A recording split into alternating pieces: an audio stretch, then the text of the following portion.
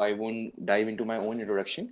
Uh, First of all, before starting the session, I would like to quote a very thought-provoking saying. That is, be a master of one instead of being a jack of all trade. मेरी voice के अंदर कोई issue तो नहीं है, कोई किसी तरह की डिस्टॉर्शन तो नहीं महसूस हो रही है आप लोगों को? Please inform me. No, sir, you are perfectly fine. बस ठीक है, फिर आगे चलते हैं।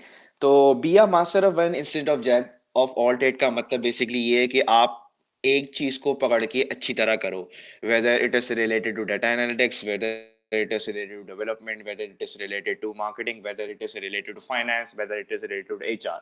कोई एक सिंगल चीज पकड़ के उसको अच्छी तरह किया जाता है तो आपको सक्सेस के चांसेस उसमें ज्यादा होते हैं। ठीक है, ये मैंने जो है ये मैंने बात पहले भी सुनी थी जब मैं अंडर में था डीएसयू में, लेकिन बात समझ आई जब मेरा 3 साल का एक्सपीरियंस हो गया था कि भाई आपको एक वक्त में एक ही चीज के आप मास्टर बन सकते हैं। क्योंकि there is a saying called कि 10,000 रूल, आप लोगों ने शायद पढ़ा हो कि अगर आप किसी भी चीज के अंदर 10,000 घंटे लगाते हैं then you will be a world expert of it, right? तो आप उसके एक्सपर्ट बन जाते हैं। तो बेसिकली आपका फोकस बेसिकली एक चीज पे होना चाहिए। ये मैं सेइंग इस वजह से कह रहा हूँ क्योंकि आगे जो मैं कंटेंट शेयर करूंगा तो वो उससे काफी रिलेट कर पाएगा। ठीक है, अब आगे बढ़ते।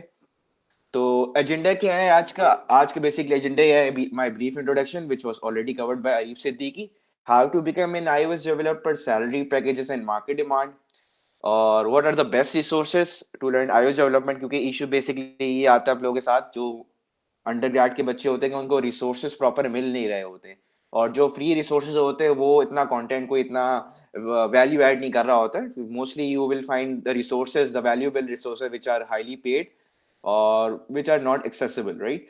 तो अब एक और इशू ये आता है कि iOS डेवलपमेंट विदाउट मैक कैसे स्टार्ट हो सकती है, और थोड़ी सी जनरल एडवाइसेस देन आप लोगों के एंड के अंदर मैं क्वेश्चन आंसर लूंगा। बिल्कुल, आप लोग एक काम करिएगा, मुझे बीच में अगर कोई बात नहीं समझ आ रही तो अरीब मुझसे कोऑर्डिनेट कर लीजिएगा। अगर फॉर एग्जांपल कोई टेक्निकल इशू है, टेक्निकल के लिए जा जाता है, लेकिन क्वेश्चंस आप लोग प्लीज अपने पास होल्ड करके रखिएगा। मैं एंड में एक 15 to 20 मिनट्स के क्वेश्चन आंसर सेशन करूंगा जहां पे आपकी सारी जो भी क्यूरीज वगैरह आ रही है वो डील हो जाएंगी। I will take your question at the end of the session, right? How much time do I have to represent it? Areeb, can you tell me? Yes, sir. Hello Areeb, Yep. how much time do I have to represent this presentation? ये Is आपके it ऊपर depend है, it doesn't matter, आप half an hour लेने हैं, आप 45 minutes लेने ठीक हैं। है? ठीक है, it's completely up to me. ठीक है, ठीक है, चलो खैर है, आगे बढ़ते हैं। इंट्रोडक्शन से मैंने बता दिया कि मेरे ट्रेनिंग बैचेस जो हैं, अल्हम्दुलिल्लाह मेरा 4th बैच चल रहा है, और जिसमें से तकरीबन हर कोई काम पे लगा हुआ है, राइट? 3-9 जो है वो लोकल मार्केट के अंदर काम कर रहे हैं, डिफरेंट स्टार्टअप्स और डिफरेंट प्रोडक्ट कंपनीज में। 3 बच्चों के अपने स्टार्टअप्स हैं, जिसमें से मास जो है एसीएम का जो आई थिंक चेयरपर्सन है, राइट? उसका हैश पोटैटो के नाम से एक स्टार्टअप है मास, इसके अंदर अली मौजम और ताबिर सिद्दीकी हैं उसके साथ को फाउंडर्स। उसके अलावा कुछ बच्चे मेरे इंटर्नशिप्स कर रहे हैं फॉरेन, अगर जीरो एक्सपीरियंस होता है तो कुछ इंटर्नशिप्स पे लग जाते हैं। और मेरा एक करंटली 4th बैच अभी चल रहा है जिसके अंदर सादिक आई थिंक मेरे साथ इस अभी करंट सेशन के अंदर है, तो वो मेरा करंट स्टूडेंट है। तो मैंने उसको इनवाइट कर लिया था, आ जाओ देख लो क्या चीज़ हो रही है। आई थिंक जुखरफ भी अगर होगा तो, वो जुखरफ और ये 2 बच्चे मेरे पास हैं जो भी मेरे मुझसे करंटली ट्रेनिंग ले रहे हैं। तो अगर आपको रिसेंट जो मैं चीज़ें करवा रहा हूँ तो आप साथ साथ देखो जुखरफ से पूछ सकते हैं क्योंकि वो करंटली मेरे साथ ये सेशन ले रहे हैं। तो फिलहाल ये तो मेरी प्रोग्रेस की बात थी। अब बात करते हैं frequently asked questions regarding iOS development के। ठीक है, सबसे पहले बात की जाती है कि भाई क्यों करनी है आपको iOS डेवलपमेंट, क्यों आप लोगों ने ये सेशन रखा है, इसकी सिग्निफिकेंस के बारे में बात करेंगे। फिर आपका एक और मेजर क्वेश्चन होता है, भाई मैक की रिक्वायरमेंट होती है कि नहीं होती, इस पे बात करेंगे। और जो सवाल आ रहा था पे स्केल क्या है, वो अगर मैं टाइम लगाऊं सीखने में मुझे पैसे कितने मिलेंगे, मेरा वैल्यू एडिशन क्या होगा, और मुझे किस तरह ये मॉनेटरी वैल्यू ऐड कर सकता है। ठीक है, do I stick to a single platform और डू मल्टीपल? अगर फॉर एग्जांपल मैं iOS सीख रहा हूँ उसके साथ रिएक्ट नेटिव भी करूँ, मैं फ्लटर भी करूँ, मैं डेटा साइंस के अंदर भी घुस जाऊं और मैं पाइथन भी करूं। ठीक है, तो आपको मैंने जैसे बताया ना, you have to be a master of one instead of being a jack of all trade. तो आपको बेसिकली एक सिंगल चीज को बहुत अच्छी तरह करना होता है। ठीक है, और व्हेन डू आई स्टार्ट, इसका जवाब मैं बहुत अच्छे से दूंगा क्योंकि BScs की डिग्री जो है मेरी, मैं अगर जैसे आपको बताया हो, I have completed my bachelors in computer science, same batch से DHSFI यूनिवर्सिटी। दिसंबर 2016 में मैं ग्रेजुएट हो गया था। तो मुझे पता है क्या क्या कोर्सेज हैं, तो उस कोर्सेज के लिहाज से मैं चीज़ें बताऊंगा किस तरह आप कवर कर सकते हैं। तो वो चीज़ हम बेसिकली साथ लेके चलेंगे क्योंकि अल्हम्दुलिल्लाह मेरा DSU के साथ काफ़ी क्लोज रिलेशनशिप रह चुका है। तो मुझे अच्छे से आइडिया है कि बच्चों के साथ क्या क्या मुश्किलात पेश आती हैं और वो किस किस तरह जो है स्ट्रगल कर रहे होते हैं। फिर एक और सवाल बेसिकली ये आता है कि हम सेटअप कैसे करें मैक ओएस विदाउट मैक। इसकी मेरी एक वीडियो बनी हुई, वो उसको मैं गाइड कर दूंगा, तो वो आप देख सकते हैं कि आप अपने करंट पीसी पे भी आपका जो है iOS डेवलपमेंट का सेटअप, अगर आपके पास मशीन वगैरह अच्छी है तो वो हो सकता है। नेटिव करें हाइब्रिड करें, एक बहुत बड़ी डिस्कशन है, और जिसमें सबके अपने प्रोज एंड कॉन्स है, उस पर थोड़ी बात करेंगे। तो सबसे पहले बात करते हैं iOS development. As you all know that Apple is a global top brand right now, और उसकी अभी ब्रांड वैल्यू कोई 300 बिलियन से ऊपर रीच आउट कर दी है। ये रीसेंट स्टैट्स हैं बिल्कुल 2020 के एंड पे। अगर आप वेबसाइट्स वगैरह पे भी जाएं तो आपको world top most brand Apple ही दिखेगा, ठीक है। तो एप्पल जो चीजें कर रहा होता है उसके पीछे काफी सारी जो है आपकी हर तरह के डायनामिक्स इन्वॉल्व हो रहे होते हैं। ये जो मैंने 300 बिलियन की आपको वर्ड बताई है, इसके अंदर आपकी ब्रांड इक्विटी है, इसके अंदर आपका मार्केट शेयर है, इसके अंदर इंक्लूडेड आपकी स्टॉक प्राइस, सबको मिला के क्यूमुलेटेड वैल्यू जो है क्यूमुलेटेड वो 300 बिलियन है, ठीक है। Amazon इटसेल्फ सेकंड, अगर लोग बहस करें कि Amazon टॉप पे, ऐसा नहीं है, लेकिन इसके अंदर काफी चीजें जो है इनकॉर्पोरेट हुई हैं। तो कॉम्बिनेशन का जो सम है वो बेसिकली एप्पल अभी टॉप मोस्ट ब्रांड है, Amazon is the second and Microsoft is the third. तो इस वजह से एप्पल की चीजें सीखना, अगर आपको एप्पल की प्रोडक्ट्स अच्छी लगती हैं तो मेरे ख्याल से आपको परस्यू करना चाहिए being a computer science students. कि देखिए आईफोन्स वगैरह, क्योंकि आईफोन की वजह से एप्पल का ब्रांड काफी उठा था, तो इस वजह से भी जो है इसकी वैल्यू है। और जब तक ये ब्रांड परचेस कर रहा है तो इसकी वैल्यू रहेगी। जैसे कि माइक्रोसॉफ्ट की अगर आप ऐप स्टोर वगैरह में चले, इतनी जगह ऐप्स आपको दिखाई नहीं देगी, क्योंकि नोकिया प्लेटफॉर्म आया था तो उसकी वजह से जो ऐप्स आपको इतनी नहीं मिलेंगी। लेकिन गूगल पे आपको अच्छी खासी ऐप्स मिलेंगी, एप्पल से भी ज्यादा मिलेंगी। तो ये है कि टॉप ब्रांड है, इस वजह से जो है वर्थ है इसकी, ये नहीं कि बिल्कुल खत्म हो गई है। सेकंड ये बात कि अभी करंटली 2019 के स्टैट्स के लिहाज से 10th में इसका रैंक आता है स्विफ्ट का, और 6th पे थी ये 2019 के सर्वे पे, अभी 11th रैंक पे आ गई है। जो गिटहब का जो सर्वे है उस पे 11th रैंक पे स्विफ्ट। तो ये है कि, और अगर टॉप गूगल की टॉप सर्चेस के अंदर 100 के अंदर स्कोर बनता है इसका।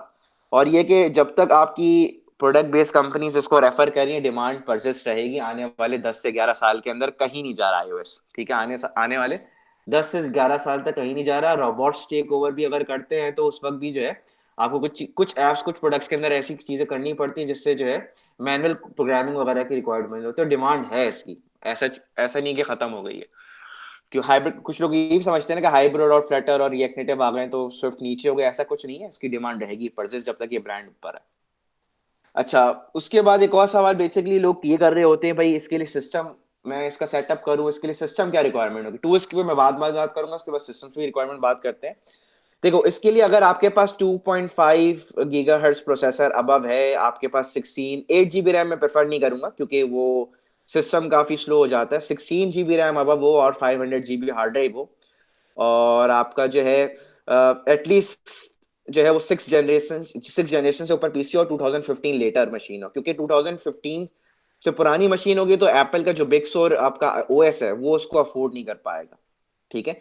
तो ये आपके मिनिमम रिक्वायरमेंट्स हैं। आपके पास अगर ये सिस्टम रिक्वायरमेंट्स आपके नॉर्मल एचपी के लैपटॉप पे, या आपके एएमडी के लैपटॉप पे, या आपके लेनोवो के लैपटॉप पे ये रिक्वायरमेंट्स हैं, तो आप गुड टू गो डेवलपमेंट के लिए। तो आपको जरूरत नहीं है आप पूरा एक फ्रेश मैक लो, फॉर लर्निंग पर्पसेस आप नॉर्मल मशीन को भी कॉन्फ़िगर करके कर सकते हो। अच्छा, सेटअप किस तरह करना है मैक, बेसिकली मैं इसकी जरा चीजें दिखा देता हूँ कि मैंने बेसिकली इसके, मैं जरा खोल लेता हूँ। मेरी स्क्रीन नजर आ रही है आप लोगों को, ठीक है। इज इट विजिबल, नजर आ रहा है, जी ठीक जी है।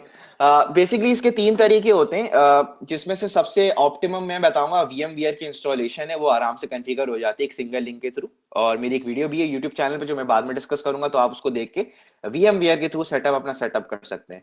एक और ये मिनिमम, अगर आपको मैक नहीं खरीदना क्योंकि 120 110 तक कॉस्ट जाती है, तो एक चीपर सोल्यूशन है कि आप एग्जिस्टिंग अपनी मशीन को हैकेंटॉश भी बना सकते हैं। तो ये आजकल ये फैसिलिटी भी मौजूद होगी। मॉडर्न जो जितने भी स्टार्टअप्स वगैरह हैं, अगर वो जहाँ पे iOS डेवलपमेंट कर रहे होते हैं, उनके पास हैकेंटॉश का सेटअप होता है। अभी रिसेंटली मैंने अभी Zenvious जो है विजिट किया था, तो वो बेसिकली कोई बता रहा था कि 40 to 50,000 के अंदर बजट के अंदर अच्छे पीसी के अंदर हैकेंटॉश सेटअप हो जाता है। हैकेंटॉश का मतलब बेसिकली ये होता है कि वो आपकी मशीन तो होती है AMD या इंटेल की, मैक नहीं होता, लेकिन वो उसके अंदर जो आपका जो ओएस होता है वो एप्पल का कॉन्फ़िगर हुआ हुआ होता है। तो हैकेंटॉश बेसिकली काफी इन हुआ है आजकल, ये चीपर सोल्यूशन है अगर आप मैक अफोर्ड नहीं कर सकते। वर्चुअल बॉक्स मैं रिकमेंड नहीं करूंगा क्योंकि इसके अंदर बग्स वगैरह काफ़ी आ रहे होते हैं, ये वो सोल्यूशन है जो आप मैक के बगैर करोगे, ठीक है? तो इसकी इंस्टॉलेशन पे पूरा सेशन हो सकता है, लेकिन इसकी एक वीडियो मैंने दी हुई है, उसके अंदर सारी चीज़ें बताई हुई हैं, तो आप इसको रेफर कर सकते हैं। और ये एसीएम वालों को मैं स्लाइड वगैरह दे दूंगा, तो वो आपको इस पे जो है आपको प्रोवाइड कर देंगे। वैसे मैं वीडियो पे भी इसका जो सारा सेटअप हुआ हुआ है, अगर मैं एक्सप्लेन करने लग गया तो पूरा टाइम खत्म हो जाएगा मेरा। तो विदाउट मैक, आपके सवाल का जवाब देता हूँ, विदाउट मैक आप जो है iOS डेवलपमेंट स्टार्ट कर सकते हैं। तो ये है कि मेरे काफ़ी सारे ऐसे स्टूडेंट्स हैं, 90% के पास मैक नहीं है, तो वो अपने नॉर्मल सिस्टम पे काम कर रहे हैं। थोड़े बहुत इश्यूज आते हैं, लेकिन वो इवेंचुअली ट्रेनिंग का जो फेज होता है वो आपका सीखने के हद तक आप स्टार्ट ले सकते हैं। अच्छा, फिर बात करते हैं फ्रीलांस मार्केट की। मैं असल में मेरा जो एक्सपीरियंस रहा है वो प्रोडक्ट बेस्ड कंपनी के साथ रहा है, लेकिन जो है फ्रीलांस मार्केट को भी मैंने एक्सप्लोर किया था। तो जो मेरे दोस्त या जो मेरे डेवलपर्स कम्युनिटी के अंदर लोग हैं, वो बेसिकली उन्होंने, इनसे मैंने रिसर्च वगैरह की थी, तो उन्होंने बेसिकली ये चीज़ बताया था कि फ्रीलांस मार्केट का जो रेट है वो बेसिकली, आप लोग अगर नोट्स ले रहे तो ले लें, काम आएंगे आपको। वो आपके 5 मेन चीज़ों पे डिपेंड कर रहा होता है। नंबर 1, कि आपका कितना एक्सपीरियंस है। आप अगर 2 साल का एक्सपीरियंस या 3 साल का एक्सपीरियंस, 5 साल का एक्सपीरियंस, आपका एक्सपीरियंस कितना है, एक्सपीरियंस के साथ आप एक और चीज ऐड कर ले, पोर्टफोलियो, ठीक है? आपके पोर्टफोलियो में प्रोजेक्ट्स कितने, उस लिहाज से आपका रेट सेट हो रहा होता है। नंबर 1। नंबर 2, आपकी क्लाइंट कौन सा है। अगर फॉर्च्यून 500 कंपनीज के अंदर आपका क्लाइंट है, तो आपके रेट काफी अच्छे होते हैं, ठीक है? उसके बाद आपका टेक्नोलॉजी फोकस कितना है। अगर आप iOS के एक्सपर्ट और मल्टीपल चीज, जर्नलिस्ट नहीं है, लेकिन टर्म यहाँ हुई है जर्नलिस्ट। जर्नलिस्ट वो बंदा होता है जो सबको चाहता है, वो प्रेजेंट कर रहा होता है। लेकिन आप सिंगल iOS के एक्सपर्ट हो, तो वो आपका टेक्नोलॉजी फोकस भी डिपेंड कर रहा होता है कि आपके रेट क्या सेटअप होंगे। रीजन, अगर आप जो है ऑस्ट्रेलिया की ऐप बना रहे हैं, या आप मलेशिया की या इंडिया की ऐप बनवा रहे हैं, इंडिया का क्लाइंट है, तो आपका जो पैसिफिक रीजन है या फिर आपका जो कॉन्टिनेंट है, वो भी डिपेंड कर रहा होता है कि उसके एक्सचेंज रेट क्या चल रहे हैं। तो आपका रीजन डिफाइन करेगा आपके रेट, ठीक है? यूजुअली यूएस बेस्ड क्लाइंट्स होते हैं iOS के, तो यूजुअली जो प्रोजेक्ट्स वगैरह आ रहे होते हैं फ्रीलांस फाइवर पे या अपवर्क पे, वो बेसिकली यूएस बेस्ड क्लाइंट्स आ रहे होते हैं, ठीक है? और इंडस्ट्री भी डिपेंड करती है। अगर आप किसी कार मैन्युफैक्चरिंग कंपनी या किसी फैशन इंडस्ट्री या फिर आप किसी क्लोथिंग इंडस्ट्री का उठा रहे हैं, या ब्रांड, किसी ब्रांड के लिए काम कर रहे हैं, तो इंडस्ट्री में भी रेंट जो है फ्लक्चुएट कर रहा होता है। तो बहुत सारे पैरामीटर को देखते हुए फ्रीलांस मार्केट के रेट डिफाइंड होते हैं। तो अगर आपको जज करना है किसी पैरामीटर्स पे, तो अब ये बेसिकली ये मेन चीजें हैं। फिर आगे बढ़ते हैं, बेसिकली इसका मिनिमम रेट क्या। अगर आप पूरी ट्रेनिंग ले लेते हैं, 5 से 6 महीने लगा के आप सीख गए, ठीक है, तो मिनिमम रेट जो होता है वो कम से कम भी बताऊं $10 या $20 के दरमियान पर आवर बेसिकली ये चार्ज हो रहा होता है, ठीक है? मतलब आप बिल्कुल मिनिमम लेवल के डेवलपर है। थोड़ा आप मिड लेवल पे चले आए तो 40 आवर्स पर वीक जो है फ्रीलांस के रेट हो रहे होते हैं। ये बेसिकली मैंने एक वेबसाइट से उठाया था। और यूजुअली अगर मैं डिस्कस वगैरह भी करता हूँ, तो लोकली बच्चे लोग मुझे, जो मेरे स्टूडेंट्स वगैरह काम कर रहे हैं, वो यही बता रहे होते हैं जो फ्रीलांसिंग वगैरह कर रहे हैं, कि अब रिसेंटली मेरे बॉस यूएस में होते हैं, एलए रीजन पे, सिलिकॉन वैली में बेस्ड हैं। वो ये बता रहे थे, अगर आप फ्रेश ट्रेन होते हो, आपका 0 ईयर का एक्सपीरियंस है, तो in the US it will give you around 7,000 to 9,000 per month salary होती है। मतलब ज्यादा से ज्यादा 9,000 पर मंथ, कम से कम 7,000 पर मंथ, लेकिन टैक्सेस वगैरह लगा के वो 5,000 पर मंथ आपका जो रिटर्न बैक आ रहा होता है, विद 0 ईयर ऑफ एक्सपीरियंस। सिर्फ आपने सीखा है काम और आप लग गए हो। तो बेसिकली ये कुछ स्टैट्स से तो मैंने इंक्लूड कर देते, जहाँ पे आपको सैलरी का बेसिकली आइडिया हो जाएगा। यूएसए के अलग रेट हैं, कनाडा, ऑस्ट्रेलिया, जहाँ पे आप मास्टर्स के लिए मूव करेंगे, तो उस लिहाज से रेट भी जो है वो फ्लक्चुएट कर रहे होते हैं। यूएस में खास तौर पे, जहाँ पे लॉस एंजलिस में इसका जो रेट है वो काफ़ी हाई है एज कम्पेयर टू डिफरेंट इसकी जो यूएस के अंदर स्टेट्स होती हैं, ठीक है? तो डिपेंड कर रहा होता है आपका रीजन कौन सा है। आप एशिया में हो, आप जो है यूरोप में हो, या आप यूएस में हो, तो रेट जो है काफ़ी जो है, रेंज इसकी जो है काफ़ी बड़ी है, ठीक है? आप यूक्रेन के देखें और यूएसए के देखें, कितना फ़र्क है। पाकिस्तान में आ जाए तो आपको हंसी आएगी कि कितनी सैलरी देते हैं आपको। तो अगर आप यूएस की, अब ये रिसेंट मेरे अपने बॉस से डिस्कस किया था, तो उन्होंने रेंज बेसिकली ये बताई थी कि आपका मिनिमम कम से कम भी, अगर आप किसी फजूल स्टेट यूएस की काम कर, मतलब वहां पे हैं और आपने ट्रेन लिया, तो आपको 5,500 पर मंथ एटलीस्ट तो मिलेगा, ठीक है? और ज्यादा से ज्यादा 6,500 पर मंथ, ये बिल्कुल जूनियर है विद 0 ईयर ऑफ एक्सपीरियंस। फिर मिड लेवल का ये हिसाब है, सीनियर लेवल की बेसिकली सैलरी ये हो रही होती है। ये आपको यूएस का रेट बता रहा हूँ, अगर आप यूएस में काम सीखते हैं। मेरे काफी सारे स्टूडेंट है, एक तो यूके का स्टूडेंट है एक, और यूएस का मेरा इंडिविजुअल क्लास ले रहा होता, वो भी, उसने भी बेसिकली ये बताया था कि इस लिहाज से रेट सेट हुए करंटली यूएस के अंदर। अच्छा, अब बात करें कराची के अंदर, जो कि बहुत हॉरिबल मार्केट है। तो यूजुअली मेरा जो है कम से कम भी जो मेरा स्टूडेंट ट्रेन होके लगा है, या फिर जो लोग लग रहे होते हैं, वो 35 से 70 के दरमियान लग रहे हो। तो डिपेंड कर रहा होता है आप करीम में काम कर रहे हो, आप बाइकिया में काम कर रहे हो, आप टेंस पल्स में लगे हो, या फिर आप वेंचर डाइव में लगे हो। कंपनी टू कंपनी भी डिपेंड कर रहा होता है, इस वजह से जो रेंज है इसकी काफी बड़ी है। ठीक है, तो डिपेंड कर रहा है जिस जिस तरह का कंपनी का मार्केट शेयर होगा, जिस तरह के उसका पब्लिक लिस्टिंग के अंदर जो भी उसके अंदर टॉप प्रायोरिटी होगा, स्टॉक रेट क्या चल रहा है, उस लिहाज से भी आपकी रिडिफाइन कर रहे होते हैं। ये बेसिकली जो मैंने स्टैट्स ली है मेरे अपने नहीं है। आप अगर आपको पाशा का पता हो, Pakistan association for software house, तो पाशा की रिपोर्ट के अंदर ये चीजें ऑलरेडी मौजूद होती हैं कि आप जनरल नॉलेज के लिए बता रहा हूँ कि किस प्रोग्रामिंग लैंग्वेज का जिस जिस डेवलपर का क्या रेट चल रहा है।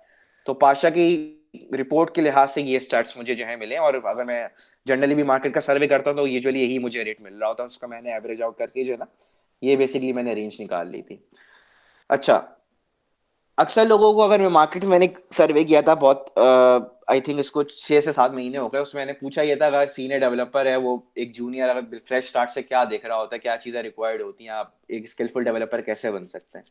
तो उस पर काफी सारे मार्केट एक्सपर्ट ने जो डिफरेंट डिफरेंट जगह सीनियर पोजीशन पे काम कर रहे हैं, वो ये बहुत बोलते हैं कि आपका जो है प्रॉब्लम सॉल्विंग स्किल्स है वो आपकी बहुत ज्यादा स्ट्रांग होनी चाहिए। ठीक है, तो फ्रेश से वो आपको एक्सपर्ट नहीं करेंगे, वो एक्सपेक्ट नहीं करेंगे कि आपको बहुत सारी एपीआई रटी हुई हो।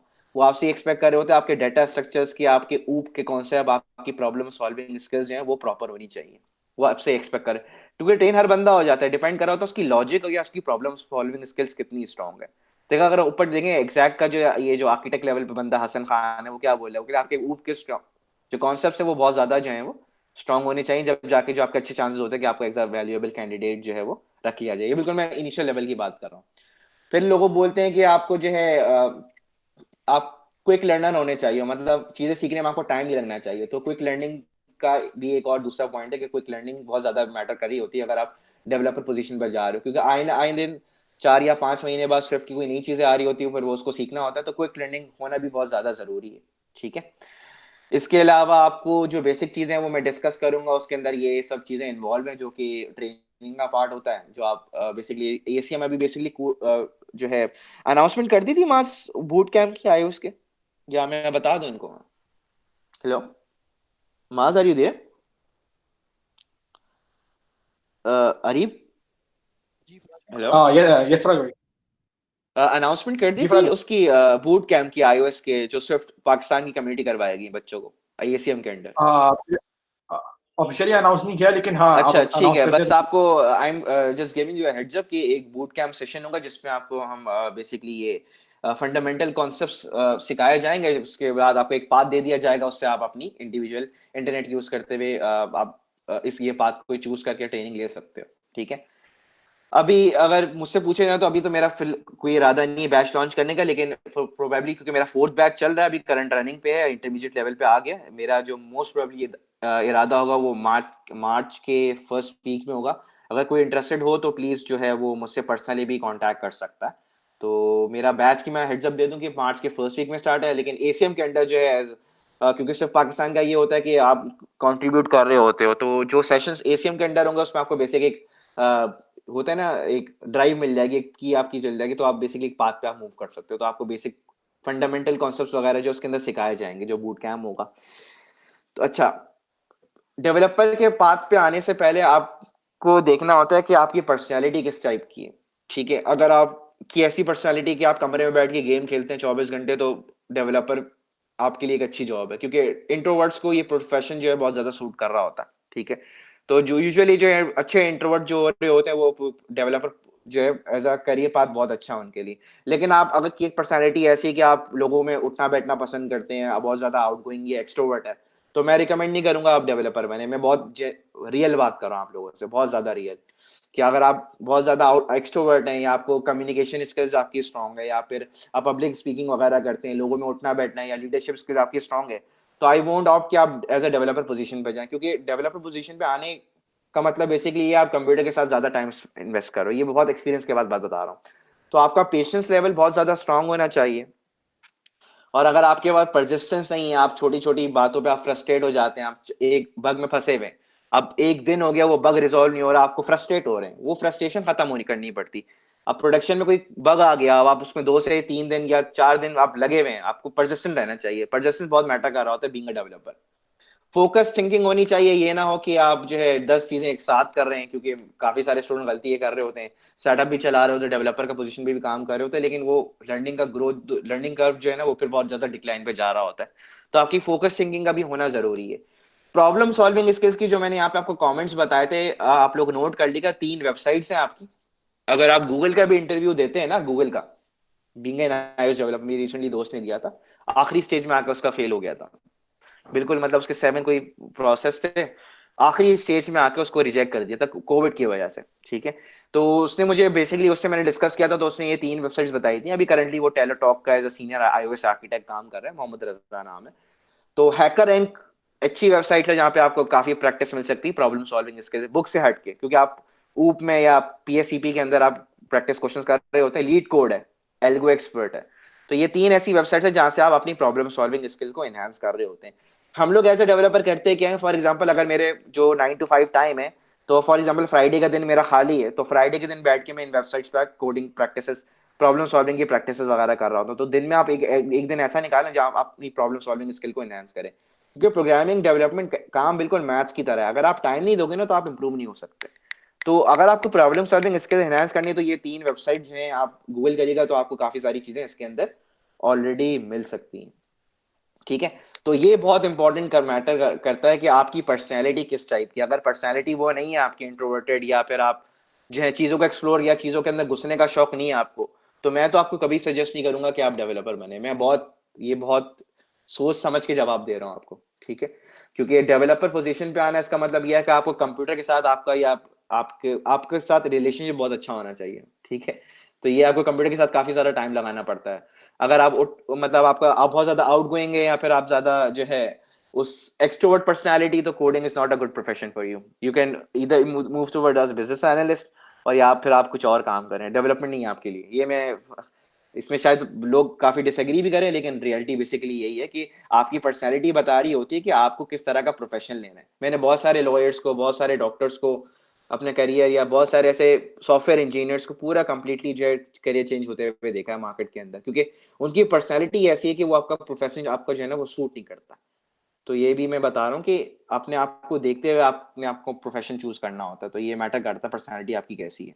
तो फिर बात करते हैं कि चीजें क्या क्या है, सीखना क्या पड़ेगा भाई। इसके लिए सबसे पहले आपको जो है ऑब्जेक्टिव सी वैसे थी, लेकिन मैं आपको बोलूंगा कि स्विफ्ट प्रोग्रामिंग लैंग्वेज से आप स्टार्ट ले सकते हैं, स्विफ्ट सीखें। और टेबल व्यू को मास्टर करें। स्प्लिट व्यू, कलेक्शन व्यू क्या होता है मैं जरा अभी आगे सेशन में बताऊंगा। ऑटो लेआउट्स वगैरह होते हैं, क्या क्या चीजें होती हैं auto layout, databases. Protocol oriented programming नहीं है, अगर आप ऊप के कोर्स में इन्वॉल्व हैं तो प्रोटोकॉल ओरिएंटेड प्रोग्रामिंग को भी आपस में एक्सप्लोर करें। डेटाबेस का कोर्स अगर सोफा में पढ़ रहे हैं तो डेटाबेस और कोर डाटा के कॉन्सेप्ट्स आप देख सकते हैं। जब आप 4th सेमेस्टर के अंदर 5th सेमेस्टर के अंदर नेटवर्किंग कोर्स होता है, तो वहां पे रेस्टफुल वेब सर्विसेज वगैरह जो है वो आप कर सकते हैं। तो मैं एक काम करता हूँ, कोई एक बच्चा मेरे साथ जरा कंट्रीब्यूट हो जाए। मैं जरा इसको जरा, क्या पता आप आउटलाइन वगैरह चेंज हो गई हो, मैं जरा आपको चीजें बताता हूँ कि कौन से सेमेस्टर में क्या क्या चीजें हो सकती हैं। सेमेस्टर 1 के अंदर आपको ये मुझे ये नजर आ रहा है नोटपैड मेरा? हेलो? हाँ जी। अच्छा, आपका फर्स्ट सेमेस्टर है और आप पीएसएपी पढ़ रहे हो, तो मैं आपको सजेस्ट करूंगा स्विफ्ट के बेसिक कॉन्सेप्ट्स कर लो आप। ठीक है, सजेस्ट कर रहा हूं मैं। फिर सेमेस्टर ये वो कोर्सेज बता रहा हूँ जो काम आते हैं, एक्चुअल अभी तक मुझे काम आ रहे हैं। फिर ऊप अगर आप पढ़ रहे हो, तो मैं बोलूंगा कि इसके ऊप के कॉन्सेप्ट, स्विफ्ट के अंदर ऊप के कॉन्सेप्ट्स, और आप प्रोटोकॉल ओरिएंटेड प्रोग्रामिंग देख लो, बहुत काम आएगी आपको। ठीक है, ये सेमेस्टर 2 के अंदर सबसे इंपॉर्टेंट कोर्स है जो अभी तक काम आता है, और जॉब के इंटरव्यू में भी इसके कॉन्सेप्ट पूछे जाते हैं। फिर सेमेस्टर 3 के अंदर जो मोस्ट रेलेवेंट कोर्स मुझे लगा है, वो 2 कोर्सेज लगे हैं मुझे, बल्कि एक डेटा स्ट्रक्चर का कोर्स लगा मुझे इंपॉर्टेंट, एक था आपका डिस्क्रीट मैथ्स। ठीक है, यही कोर्सेज है ना, कोई चेंज तो नहीं हुए ना मेरे ख्याल से? नहीं फिर यही है। यही है, ठीक है। डेटा स्ट्रक्चर अगर आप पढ़ रहे हो तो उसके अंदर आप देखो प्रोटोकॉल एक्सटेंशंस, इन्यूमरेशंस, ठीक है, और स्ट्रक्चर्स बहुत डिटेल के अंदर। स्ट्रक्चर्स भी काफी आपके जो है वो, और आपके जो लिंक्स वगैरह होती है, तो बेसिकली ये आपका कोरिलेट करेगा। डिस्क्रीट मैथ्स को पढ़ना बहुत ज्यादा इंपॉर्टेंट है, क्योंकि डिस्क्रीट मैथ्स से आपकी बेसिकली लॉजिक वगैरह सेट हो रही होती है। एक और कोर्स है आई थिंक डेटाबेस का भी, मेरे ख्याल से 3rd सेमेस्टर में अंदर होता है, राइट? आई थिंक मैं सही गैस कर रहा हूँ, 3rd सेमेस्टर में ना डेटाबेस। नहीं फरार भाई वो फोर्थ सेमेस्टर में। फोर्थ में हो गया, अच्छा मेरे ज़माने में थर्ड में था, ठीक है। अच्छा उसके बाद आपका डेटाबेस हो गया, डेटाबेस के बाद एक और कोर्स था आपका ओएस, ऑपरेटिंग सिस्टम, ठीक है, ये दो हैं। मैं ज़रा चीज़ें बता दूं। डेटाबेस पढ़ रहे हो तो ये कोर डाटा, अभी ये नोट कर लो क्योंकि प्रेजेंटेशन के अंदर ये सब चीज़ें नहीं है, मैं सोच क्योंकि मुझे याद है तो मैं चीज़ें बता रहा हूँ। कोर डाटा ऑपरेटिंग सिस्टम पढ़ रहे हो तो आप इसके अंदर एक चीज़ हो गया iOS के अंदर, iOS मल्टी थ्रेडिंग के कॉन्सेप्ट जो हैं वो बहुत इंपॉर्टेंट होते हैं। मल्टी थ्रेडिंग या iOS के इंस्ट्रूमेंट्स का एक टूल होता है, वो आप एक्सप्लोर कर सकते हो इसके अंदर, ठीक है। अच्छा कोर डाटा के साथ, अच्छा अब फिफ्थ सेमेस्टर आपका स्टार्ट हो गया और आपका जो सबसे इंपॉर्टेंट कोर्स स्टार्ट होता है इसके अंदर नेटवर्किंग का कोर्स स्टार्ट होता है, ठीक है। नेटवर्किंग के अंदर आप रेस्टफुल वेब सर्विसेज देख सकते हो, जिसके अंदर आपका, मैं आपको बताऊंगा ये चीज़ें होती क्या हैं। ये पुट, ये पोस्ट, ये गेट, ये आपको बहुत मैटर करेगा। फिर आपका सिक्स सेमेस्टर स्टार्ट, सिक्स के अंदर मेरे ख्याल से कोई कोर है आपका, सिक्स के अंदर कोई कोर्स मेरे ख्याल से मुझे नहीं लगता कि सिक्स के अंदर जो है नेटवर्किंग के बाद वो ऑपरेटिंग सिस्टम हो गया और कौन सा था आपका फरार भाई कोई सेमेस्टर कोर्स। 6 में आता है हमारा एल्गोरिथम्स। हाँ एल्गोरिथम, सॉरी हाँ याद आ गया मुझे, एल्गोरिथम सही है।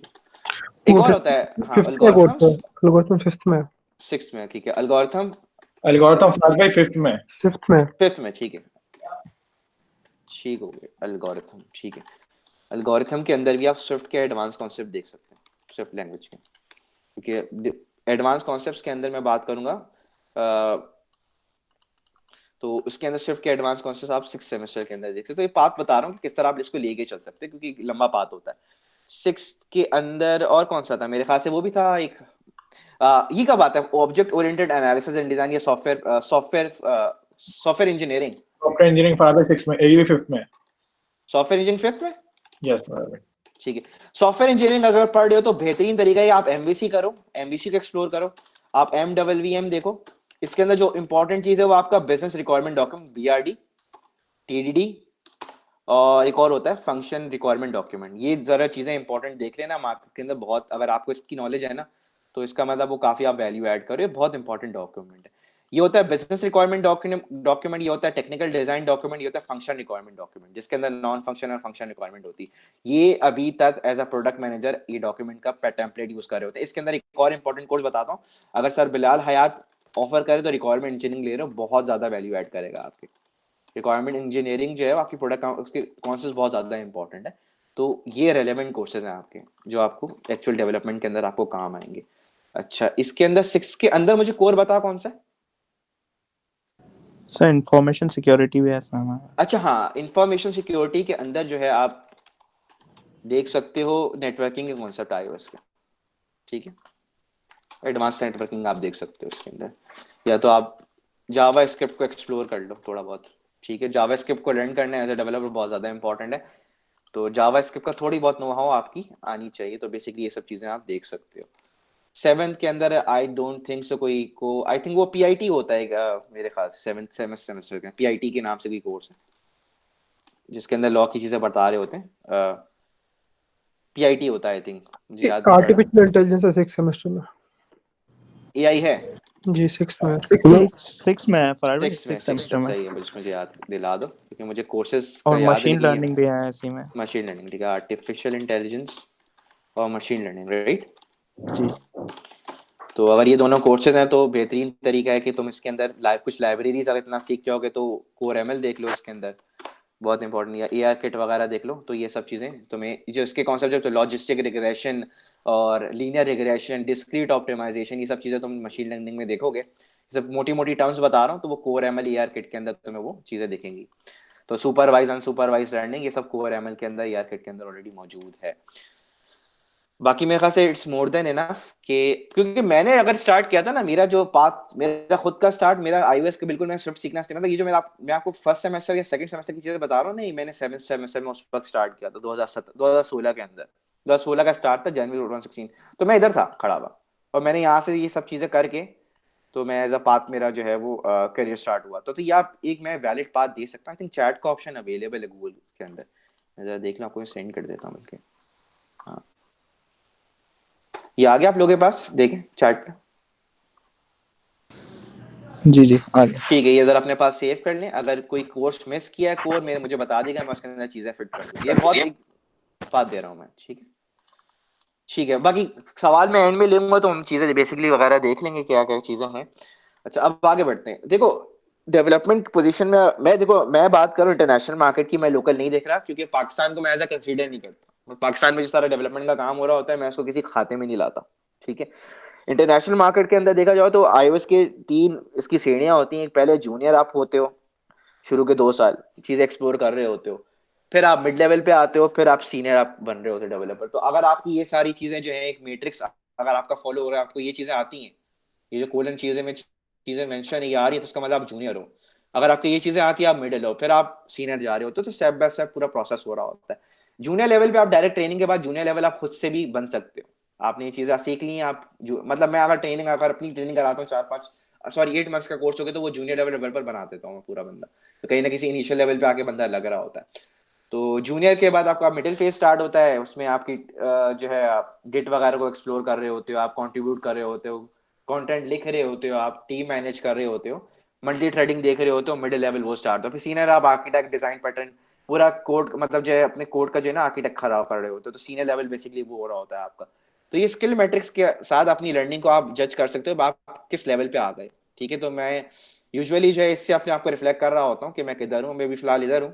ठीक है, इसके इनिशियल फेज पे हूँ। ठीक है, क्योंकि मेरा भी 3 साढ़े 3 साल का एक्सपीरियंस है, तो 4 या 5 साल का होगा तो मैं आपको सीनियर बोलूंगा। मिड लेवल मेरा क्रॉस हो चुका है, मैं सीनियर लेवल पे हूँ। तो ये सब चीजें अगर आपको आती हैं तो आप जो है पूरा एक पाथ फॉलो कर रहे हो। ठीक है, आगे बढ़ते हैं। अगर आपको चीजें पूरा एक अगर मैं रोड मैप दूं तो 0 से लेकर एंड तक ये रोड मैप है, इससे बाहर कोई चीज नहीं है। ठीक है, बीइंग एन iOS डेवलपर 4 या 5 साल अगर आप ये करियर पाथ फॉलो कर रहे हो तो आपको इन सब चीजों से वास्ता पड़ेगा।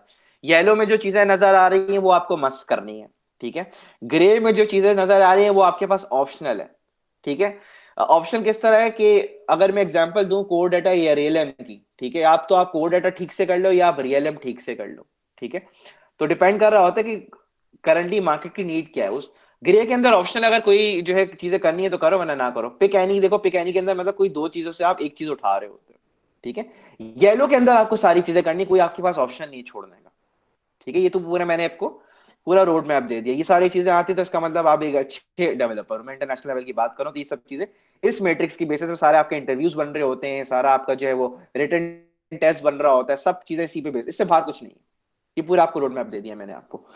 अच्छा, अब बात करते हैं ऑब्जेक्टिव सी की।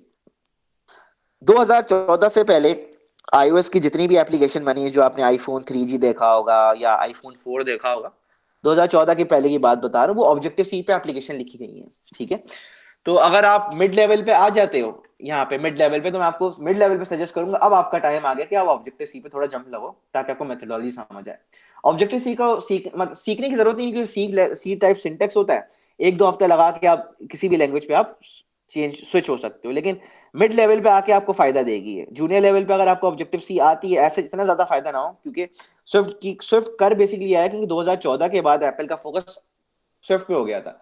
अब एप्पल बेसिकली कर ये रहा है, सारी की सारी ऑब्जेक्टिव सी की चीजें हैं वो स्विफ्ट के अंदर इनकॉर्पोरेट करवा रहा है।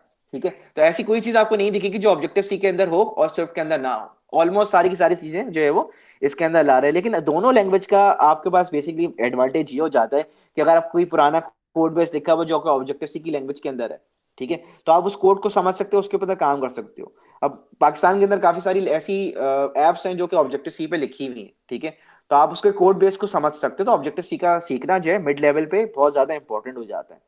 ठीक है, सीखना है, लेकिन अभी आप इनिशियल लेवल पे आपको ये सजेस्ट करूंगा तो आप जो है वो स्विफ्ट पे आपका फोकस करो। 2 साल स्विफ्ट करो, उसके बाद ऑब्जेक्टिव सी की चीजें एक्सप्लोर करना। तो ये है कि दोनों लैंग्वेजेस जो है इक्वली जो है वो इंपॉर्टेंट है, क्योंकि आपको बीइंग ए डेवलपर आपको दोनों जो है समझ आनी चाहिए। ये मैं आपको एज अ एडवाइस कर रहा हूँ।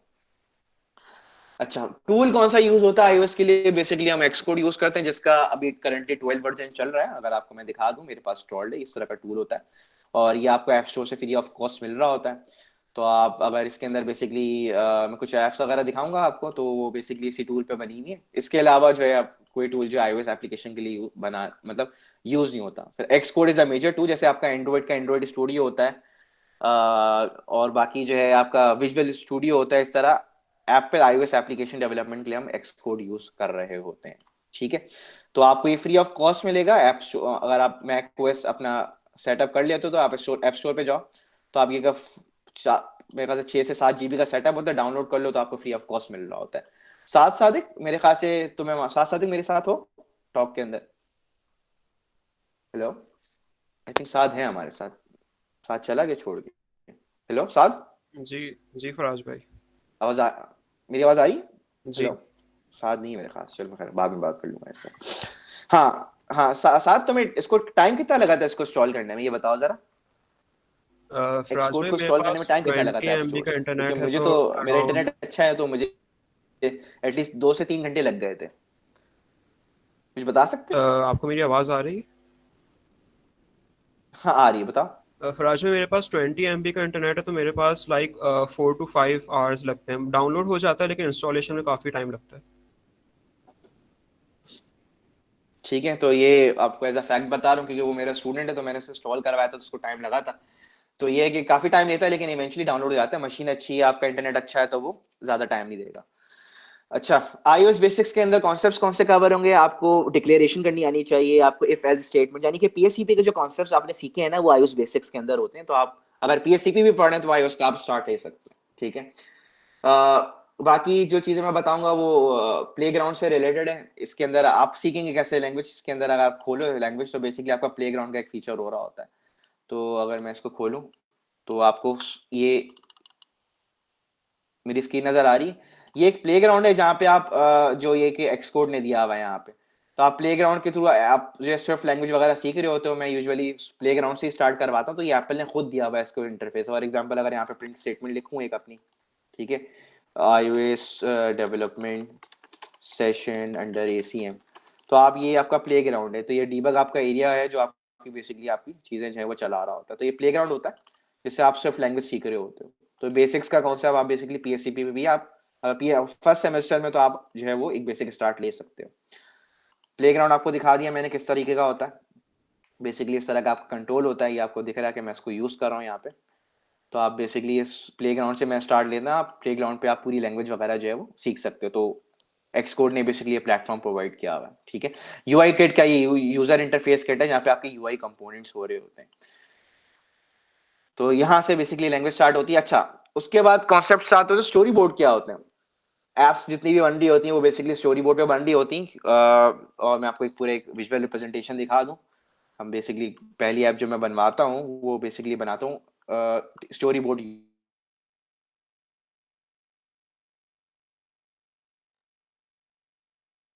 बेसिकली होता है। तो अगर आप इसको खोलें, आपको ये पूरे गेम ऐप बना हुआ है, अगर आप स्टोरी बोर्ड के कंपोनेंट को खोलें तो यहाँ पे आपकी ऐप के यूआई एलिमेंट्स वगैरह हुए हुए होते हैं। तो मेन स्टोरी बोर्ड के अंदर आपकी ऐप की स्क्रीन्स वगैरह आई हुई होती हैं। तो अगर मैं इसको खोलूँ, ये कोड लिखना जो है वो सब चीज़ें आपको सिखाई जाएंगी बूट कैम्प के अंदर। तो फिलहाल अभी टाइम मेरे पास कम है तो मैं सिर्फ आपको दिखा ही सकता हूँ कि ये चीज़ें क्या हैं। आपको ये स्क्रीन नज़र आ रही है जो मैंने हॉरिजॉन्टल मोड पे रखी हुई? टूल विजिबल है? हेलो, नज़र आ रहा है आप लोगों को? एक्सकोड नज़र आ रहा है? एक्सक्यूज मी, हेलो, जी फराज भाई। स्क्रीन नज़र आ रही है विजिबल। मेरी आप लोगों को? जी ठीक है, फराज भाई। सही, ठीक है। तो इसको जरा मैं खोल के दिखा दूँ इन लोगों को। मेरे पास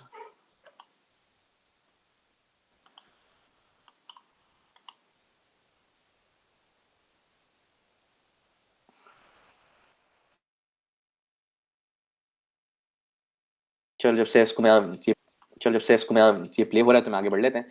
तो इसमें बेसिकली हम लोग करते हैं ये जो स्टोरी बोर्ड आपको कंपोनेंट्स में आपको दिखाया था, यहाँ पे आपकी स्क्रीन्स वगैरह होती है। हम आईबी आउटलेट्स, आईबी बटन्स वगैरह जो है लगा के पूरी कंप्लीट ऐप का यूआई बना रहे होते हैं। तो स्टोरी बोर्ड की अंडरस्टैंडिंग होना और आईबी एक्शन क्या होता है, आईबी आउटलेट्स क्या होते हैं, तो ये बहुत ज़्यादा ज़रूरी होता है। अगर मैं इसको आगे लेके चलूँ तो हम बेसिकली यूआई कंपोनेंट्स को इस तरह कनेक्ट करा रहे होते हैं स्टोरी बोर्ड के थ्रू। और इसके अलावा यूआई व्यू कंट्रोलर के concepts. UI view controller basically क्या होता है, स्क्रीन को सेटअप करने के लिए हम यूआई व्यू कंट्रोलर एक क्लास होती है जहाँ पे हम यूजर इंटरफेस की जितनी भी फॉर एग्जांपल बटन हो गए, आपके लेबल वगैरह हो गए, आपकी जो है डिफरेंट चीज़ें होंगी जो कि पूरा फॉर एग्जांपल आपको एक लॉगिन स्क्रीन बनानी है तो वहाँ पे इस तरह की चीज़ें स्क्रीन जो है वो यूआई व्यू कंट्रोलर से बन रही होती है। Simple login screen is a perfect example for a UI view controller. तो अगर आपको इस तरह की स्क्रीन्स बनानी है तो यूआई व्यू कंट्रोलर आप क्लास यूज कर रहे होते। अभी जो मैंने आपको ऐप चला के आपको दिखा रहा था ये बेसिकली पूरी की पूरी यूआई व्यू कंट्रोलर की बेस बनी हुई है। ये आपका एक्सकोड है जहाँ पे ऐप बन रही होती है स्टोरी बोर्ड की, और आपकी यूआई व्यू कंट्रोलर की क्लासेस वगैरह जहाँ पे आपको स्विफ्ट का कोड लिखा हुआ होता है। अगर आप गौर से देखें तो ये देखें आपके यूआई की कंट्रोलर की ये कनेक्टेड हुए में स्टोरी बोर्ड के साथ, ठीक है। क्लास नजर आ रही है आपको, ये देखें ये सारे यूआई स्टोरी बोर्ड के कंट्रोल यहाँ से अटैच होगा। अगर मेन स्टोरी बोर्ड में ओपन करूँ तो सारी स्क्रीन्स आपकी मेन स्टोरी बोर्ड के अंदर आपकी अटैच हुई भी होती है, ठीक है। ये सारे लेबल्स हैं, बटन्स हैं उसके, बस आपको कोड नहीं कर रहा, बस आपको दिखा रहा हूँ कि एक्चुअल जो डेवलपमेंट एनवायरनमेंट वो बेसिकली ये हो रहा होता है। ये सिमुलेटर में मैं अभी करंटली मेरा जो सिमुलेटर ऑन था वो बेसिकली इसका सेकंड जनरेशन था। जरा मैं प्ले करके जरा दिखा भी दूँ। अब यहाँ से देखो मैं सिमुलेटर से फोन सेलेक्ट करूंगा कहाँ मुझे प्ले करनी है, तो मैं सेकंड जनरेशन पे अपना मेरा खुला हुआ है सिमुलेटर। ये सिमुलेटर होता है जहाँ पे आप दिखा रहे होते कि ऐप चल कैसे रही है। ये मैंने एप्लीकेशन को बिल्ड किया, थोड़ा सा टाइम लेगा क्योंकि मेरा सिस्टम अभी काफ़ी स्लो डाउन हुआ है, क्योंकि इंटरनेट भी चल रहा है और ऊपर से ये मीटिंग भी है और मैंने अपनी चीज़ें भी खोली हुई हैं, तो थोड़ा सा टाइम लेगा ये लॉन्च होने में। तो कोड का सिंटेक्स भी आप देख सकते हैं कितना सिंप्लीफाइड है। मुझे सी लैंग्वेज से तो काफ़ी आसान ये सिंटेक्स लगता है, जितना मैंने सी और सी प्लस प्लस आपके ज़माने में सीखा था, तो काफ़ी सिंप्लीफाइड लैंग्वेज है। सच कोई इतना मुश्किल सिंटेक्स नहीं है। देखिए कितने आराम से उसके वेरिएबल वगैरह डिक्लेयर हो रहे हैं। ये इनहेरिटेंस हुई भी आप, ये फ्रेमवर्क कहलाती है, लाइब्रेरी नहीं होती, हैश इंक्लूड नहीं है, ये फ्रेमवर्क कहलाते हैं। UI is a framework. तो ये आपकी ऐप ले हुई देखें, ये करंटली जो है मैं इस ऐप को खेल के साथ थोड़ा सा खेलते हैं इसको। तो इस तरह की सिंपल जो आपकी ऐप्स बन रही होती हैं वो आपके जो है कंट्रोलर यूआई व्यू कंट्रोलर के थ्रू हम स्टोरी बोर्ड के थ्रू बना रहे होते हैं। जैसे आपके आप लोगों ने देखी, सिर्फ आपको एक दिखा रहा हूँ कि डेवलपमेंट एनवायरनमेंट किस तरह का होता है iOS का, ताकि थोड़ा सा इंटरेस्ट हो कि इस तरह की चीज़ें आपकी जो है वो चल रही होती हैं बैक इन द माइंड। अच्छा जी, ये थी बात आपकी यूआई व्यू कंट्रोलर की। उसके बाद अगर आपको इस तरह की नेटफ्लिक्स की ऐप बनानी है, ठीक है, या आपको व्हाट्सएप की स्क्रीन कैसे बनी हुई है, आपकी जो चैट स्क्रीन होती है वो टेबल व्यू कंट्रोलर से बनी हुई है। जितने भी आपके हैं इंडिविजुअल, ये आपके टेबल व्यू कंट्रोलर है। टेबल व्यू को सीखना बहुत ज्यादा जो है मैटर करता है, क्योंकि जितनी भी आपकी मॉडर्न एप्स हैं 80% iOS की एप्स टेबल व्यू से बनी हुई होती हैं। तो टेबल व्यू बेसिकली एक इंपॉर्टेंट क्लास है। अगर आप इस तरह के जो है लिस्ट व्यू बनाना चाहते हैं, वर्टिकल लिस्ट व्यू, तो ये टेबल व्यू कहलाता है इसके अंदर। एंड्रॉइड के अंदर अगर कोई डेवलपर है तो मुझे बता दे कि इस तरह की एप्स के लिए क्या यूज होता है, ताकि मेरी जनरल नॉलेज के लिए। लेकिन iOS के अंदर हम यूआई टेबल व्यू जो है वो यूज कर रहे होते हैं। अच्छा, उसके बाद देखिए ये आपका जो कॉन्टैक्ट लिस्ट बना हुआ है आईफोन के अंदर, वो भी टेबल व्यू से बना हुआ है। ट्विटर का अगर नोटिफिकेशन देख रहे होते हैं, जहाँ पे ट्विटर के आपके स्टेटस वगैरह आ रहे होते हैं, वो भी आपके टेबल व्यू से बना हुआ है। तो 80% of the apps use table view. तो टेबल व्यू को मास्टर करना बहुत ज्यादा इंपॉर्टेंट है। और करंटली साथ के साथ जो है मैं टेबल व्यू बेसिकली अभी रिसेंटली मैंने कंप्लीट किया। इसको बनाने के डिफरेंट तरीके होते हैं, पूरी क्लास होती है। अगर मैं आपको एक ओवरव्यू दिखा दूं टेबल व्यू क्लास का, तो बेसिकली उसको भी हम देख लेते हैं नजर कि टेबल व्यू बनते कैसे हैं। मैं जरा खोल के दिखा देता हूँ आपको।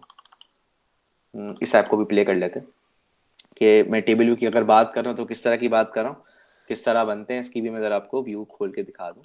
ये देखिए ये किस तरह स्क्रीन बनी हुई है। ये जो आपकी लिस्ट वाली स्क्रीन बनी हुई है आप टेबल व्यू से बनी हुई है आपकी, ठीक है। ये जो आपको लेबल नजर आ रहा है एक सिंगल, तो इसके पीछे बेसिकली कोड लिखा हुआ है। जरा इसको प्ले करा के दिखा देता हूँ, रिसेंटली में चलाई थी। इसको जरा हम करेंगे। तो ये एक चेकलिस्ट बेसिकली ऐप है जो कि टेबल व्यू से बनी हुई है। फॉर एग्जांपल मैं यहाँ पे पीरियड्स दूँ, इसको मैंने डन ओपन किया, अभी यहाँ पे खोल के हम एक रिसेंटली अभी फिलहाल करंटली इस ऐप पे मेरी ट्रेनिंग चल रही थी, तो मैंने बेसिकली जो है वो एक्सप्लोर किया था। तो चेकलिस्ट तरह की चेकलिस्ट बेस्ड ऐप बनानी हो तो ये बनी भी किससे, इसके पीछे कोड क्या है, इसके पीछे बेसिकली आपका टेबल व्यू काम कर रहा होता है। अगर खोलो तो बेसिकली टेबल व्यू की क्लास आपकी नजर आ रहा है आपको, यूआई टेबल व्यू। ये बेसिकली इस चीज से बना हुआ होता है। अगर आप ये ना बनाओ तो इस तरह की लिस्ट आप ऐप बना नहीं सकते। ठीक है, that's the overview of table view होते क्या है। और कलेक्शन व्यू अगर आपको इस तरह आपको बनाने हैं, इस तरह का आपका ऐप का इंटरफेस रखना है, तो आप जैसे मल्टीपल सेल्स एक रो के अंदर हो, मल्टीपल कॉलम्स हैं एक रो के अंदर, तो आपके यूआई कलेक्शन व्यू से बन रहा होता है। तो अगर सेल का डिजाइन थोड़ा डिफरेंट है, आप मल्टीपल सेल हॉरिजॉन्टल आप स्क्रॉलिंग चाहते हैं, स्टोरीज के अंदर होता है ना, ऊपर व्हाट्सएप पे या इंस्टाग्राम पे या स्नैपचैट की स्टोरीज होती हैं, वो पूरी हॉरिजॉन्टल स्क्रॉलिंग हो रही होती है। अगर आपको हॉरिजॉन्टल स्क्रॉलिंग चाहिए, जैसे ये बना हुआ है, ये बना हॉरिजॉन्टल का, ठीक है, तो इस तरह की स्क्रॉलिंग वगैरह आपकी वो उस पे हो रही, यूआई कलेक्शन व्यू से बन रही होती है। तो डिपेंड करता है आपका डिजाइन कैसा है आपका। अब नेटफ्लिक्स किस तरह की ऐप है, वो ये कलेक्शन व्यू से बना हुआ है, ये भी कलेक्शन व्यू, ये भी कलेक्शन व्यू है। आपकी ऐप स्टोर पे जो आपकी ऐप्स आ रही होती है वो भी आपकी कलेक्शन व्यू से बनी हुई है। तो ये डिफरेंट चीजें जो है आपकी, तो ये सारी चीजें देखें, ये भी चीजें जो आपकी कलेक्शन व्यू से बनी हुई होती है। तो कलेक्शन व्यू को मास्टर करना, देखिए 3 चीजें मैंने बताई आपको, UI view controller, I hope you are taking notes, UI table view और यूआई कलेक्शन व्यू, इसको मास्टर करना बहुत इंपॉर्टेंट है। फिर आपकी कहानी स्टार्ट होती है iOS इंटरमीडिएट की, जिसमें हम मैप से रिलेटेड वगैरह चीज़ें देख रहे होते हैं। ये आपके इंटरमीडिएट लेवल कॉन्सेप्ट्स हैं जो आप ऊप अगर पास कर लिए तो मैं सजेस्ट करूंगा और हाईली रिकमेंड करूंगा कि आप ये sets, collection, protocol oriented programming, enumeration, advance classes, optional protocols या जेनेरिक्स को देखें, काफी काम आएंगे आपको। स्विफ्ट का भी करंटली 5.3 वर्जन चल रहा है। हर 4 महीने या 3 महीने बाद नई अपडेट आ रही होती, जिसमें कोई ना कोई नई चीज स्विफ्ट जो है वो बेसिकली ला रही होती। इसके अंदर एक और चीज आप नोट करिएगा, फंक्शनल प्रोग्रामिंग को मास्टर करना बहुत ज्यादा इंपॉर्टेंट होता है, जो कि एडवांस कॉन्सेप्ट्स के अंदर आएगा। फंक्शनल प्रोग्रामिंग अगर आपको करना आती है तो वो लूप की रिप्लेसमेंट होती है। सब ऊपर से मैं मोटी मोटी टर्म्स बता रहा हूँ ताकि आपको पता हो कि क्या क्या चीज सीखनी की है, क्या क्या चीज नहीं। अगर आपको आईपैड्स की ऐप बनाए तो UI स्प्लिट व्यू उसके लिए यूज हो रहा होता है। देखिए आपके यहाँ पे ये जो चीज है आपका वो लिस्ट डिटेल व्यू होता है, ये आपका लिस्ट डिटेल व्यू आपका नजर आ रहा है यहाँ पे, ठीक है। और ये रूट व्यू कंट्रोलर है आपका लेफ्ट पे। तो बेसिकली ये सब चीजें जो है आपकी बहुत ज्यादा मैटर कर रही होती हैं, ठीक है। तो आपको ये पता होना चाहिए आपका मास्टर व्यू कंट्रोलर क्या है और आपका लिस्ट डिटेल व्यू कंट्रोलर क्या है। तो ये सब चीजें जो है जितनी भी आपकी आईपैड की ऐप होती है वो UI स्प्लिट व्यू की क्लास जो है से बन रही होती है। अब बात करते हैं एडवांस कॉन्सेप्ट्स पे। एडवांस कॉन्सेप्ट्स 5th सेमेस्टर में रिकमेंड करूंगा कि आप करें, फंक्शनल प्रोग्रामिंग को एक्सप्लोर करें, एसिंक्रोनस सिंक देखें, मेमोरी मैनेजमेंट कैसे हो रही है, क्योंकि आप OS ऑपरेटिंग सिस्टम पढ़े हुए आए हुए होते तो आपको एसिंक सिंक समझना जो आपके लिए काफी आसान हो जाता है। तो मैं रिकमेंड करूंगा कि आप जो है वो प्रोटोकॉल ओरिएंटेड एडवांस के कॉन्सेप्ट जो है वो 5th सेमेस्टर के बाद देखें। कोर डाटा का मैंने बताया था आपको। कोर डाटा जो बेसिकली आपकी जो है, मैं दिखा भी देता हूँ कि अगर आप डेटाबेस की कौन सा वो पढ़ रहे होंगे ना, ERDs वगैरह पढ़ते हो आप, मुझे जहाँ तक याद है। रिलेशनशिप डायग्राम किस किस ने पढ़ी हुई मेरे ख्याल से डेटाबेस, यहाँ पे जरा चैट पे देखूंगा डेटाबेस किस किस का हुआ है, कोई बता सकता है मुझे कॉमन कॉन्सेप्ट्स क्या आते हैं? जरा चैट पे जरा एक्टिव हो जाओ तुम लोग, जरा देखो। एनीवन थोड़ा बहुत मुझे मोटे मोटे कॉन्सेप्ट्स बताओ, क्या क्या पढ़ते हो तुम लोग उसके अंदर, डेटाबेस के अंदर? रिलेशनशिप, एग्जैक्टली, ठीक है। रिलेशनशिप और ERDs वगैरह जरा गौर से देखो, ये रिलेशनशिप बने हुए ना, इस तरह की ERD देख रहे होते हो आप, ठीक है। ये कैसे बना हुआ है? ये कोर डाटा से बना हुआ है, कोर डाटा की एंटिटी है, ठीक है। और एट्रीब्यूट्स वगैरह देख रहे होते हो तो इसके लिए बेसिकली प्रो सीक्वल के अंदर जरा टूल देखो, ये आपकी ये बेसिकली टेबल्स वगैरह बने हुए डिफरेंट एंटिटीज वगैरह के। ये प्रो सीक्वल टूल है जो सर्वर से आपका डाटा ले रहा होता है, तो मैं रियल टाइम आपको डाटा दिखा रहा हूँ। ये सारी आपकी जो है वो ये एक्चुअल डाटा जो सर्वर से आ रहा है, ठीक है। तो ये आप चीजें देख रहे हो तो ये ID ऐप, ये आपके एट्रीब्यूट्स हैं, ये ऐप कॉमन इसका टेबल है पूरा, ये चीज, ये डाइट आपका टेबल है, ये उसके एक्चुअल वर्क के अंदर ये एट्रीब्यूट्स हैं। तो कोर डाटा के अगर आप कॉन्सेप्ट्स कर रहे हो डेटाबेस के साथ, मैं खास वहां से प्रोजेक्ट वगैरह भी बनाया था, मुझे जहां तक याद है वो कोर डाटा ही सीख रहा था 3rd सेमेस्टर के अंदर, आई होप सो। अच्छा जी, अब आगे बढ़ते हैं कि एक्सकोड के अलावा मुझे कौन कौन से टूल्स मास्टर होने चाहिए iOS डेवलपमेंट के लिए। तो अगर मैं टूल्स आपके साथ डिस्कस करूं तो एक्सकोड के अलावा आपको सोर्स ट्री पता होना चाहिए। सोर्स ट्री क्या है?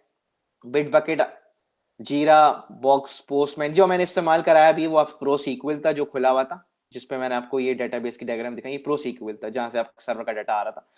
तो ये बेसिकली प्रो सीक्वल टूल है जो मैं आपको इस्तेमाल करवा रहा हूँ।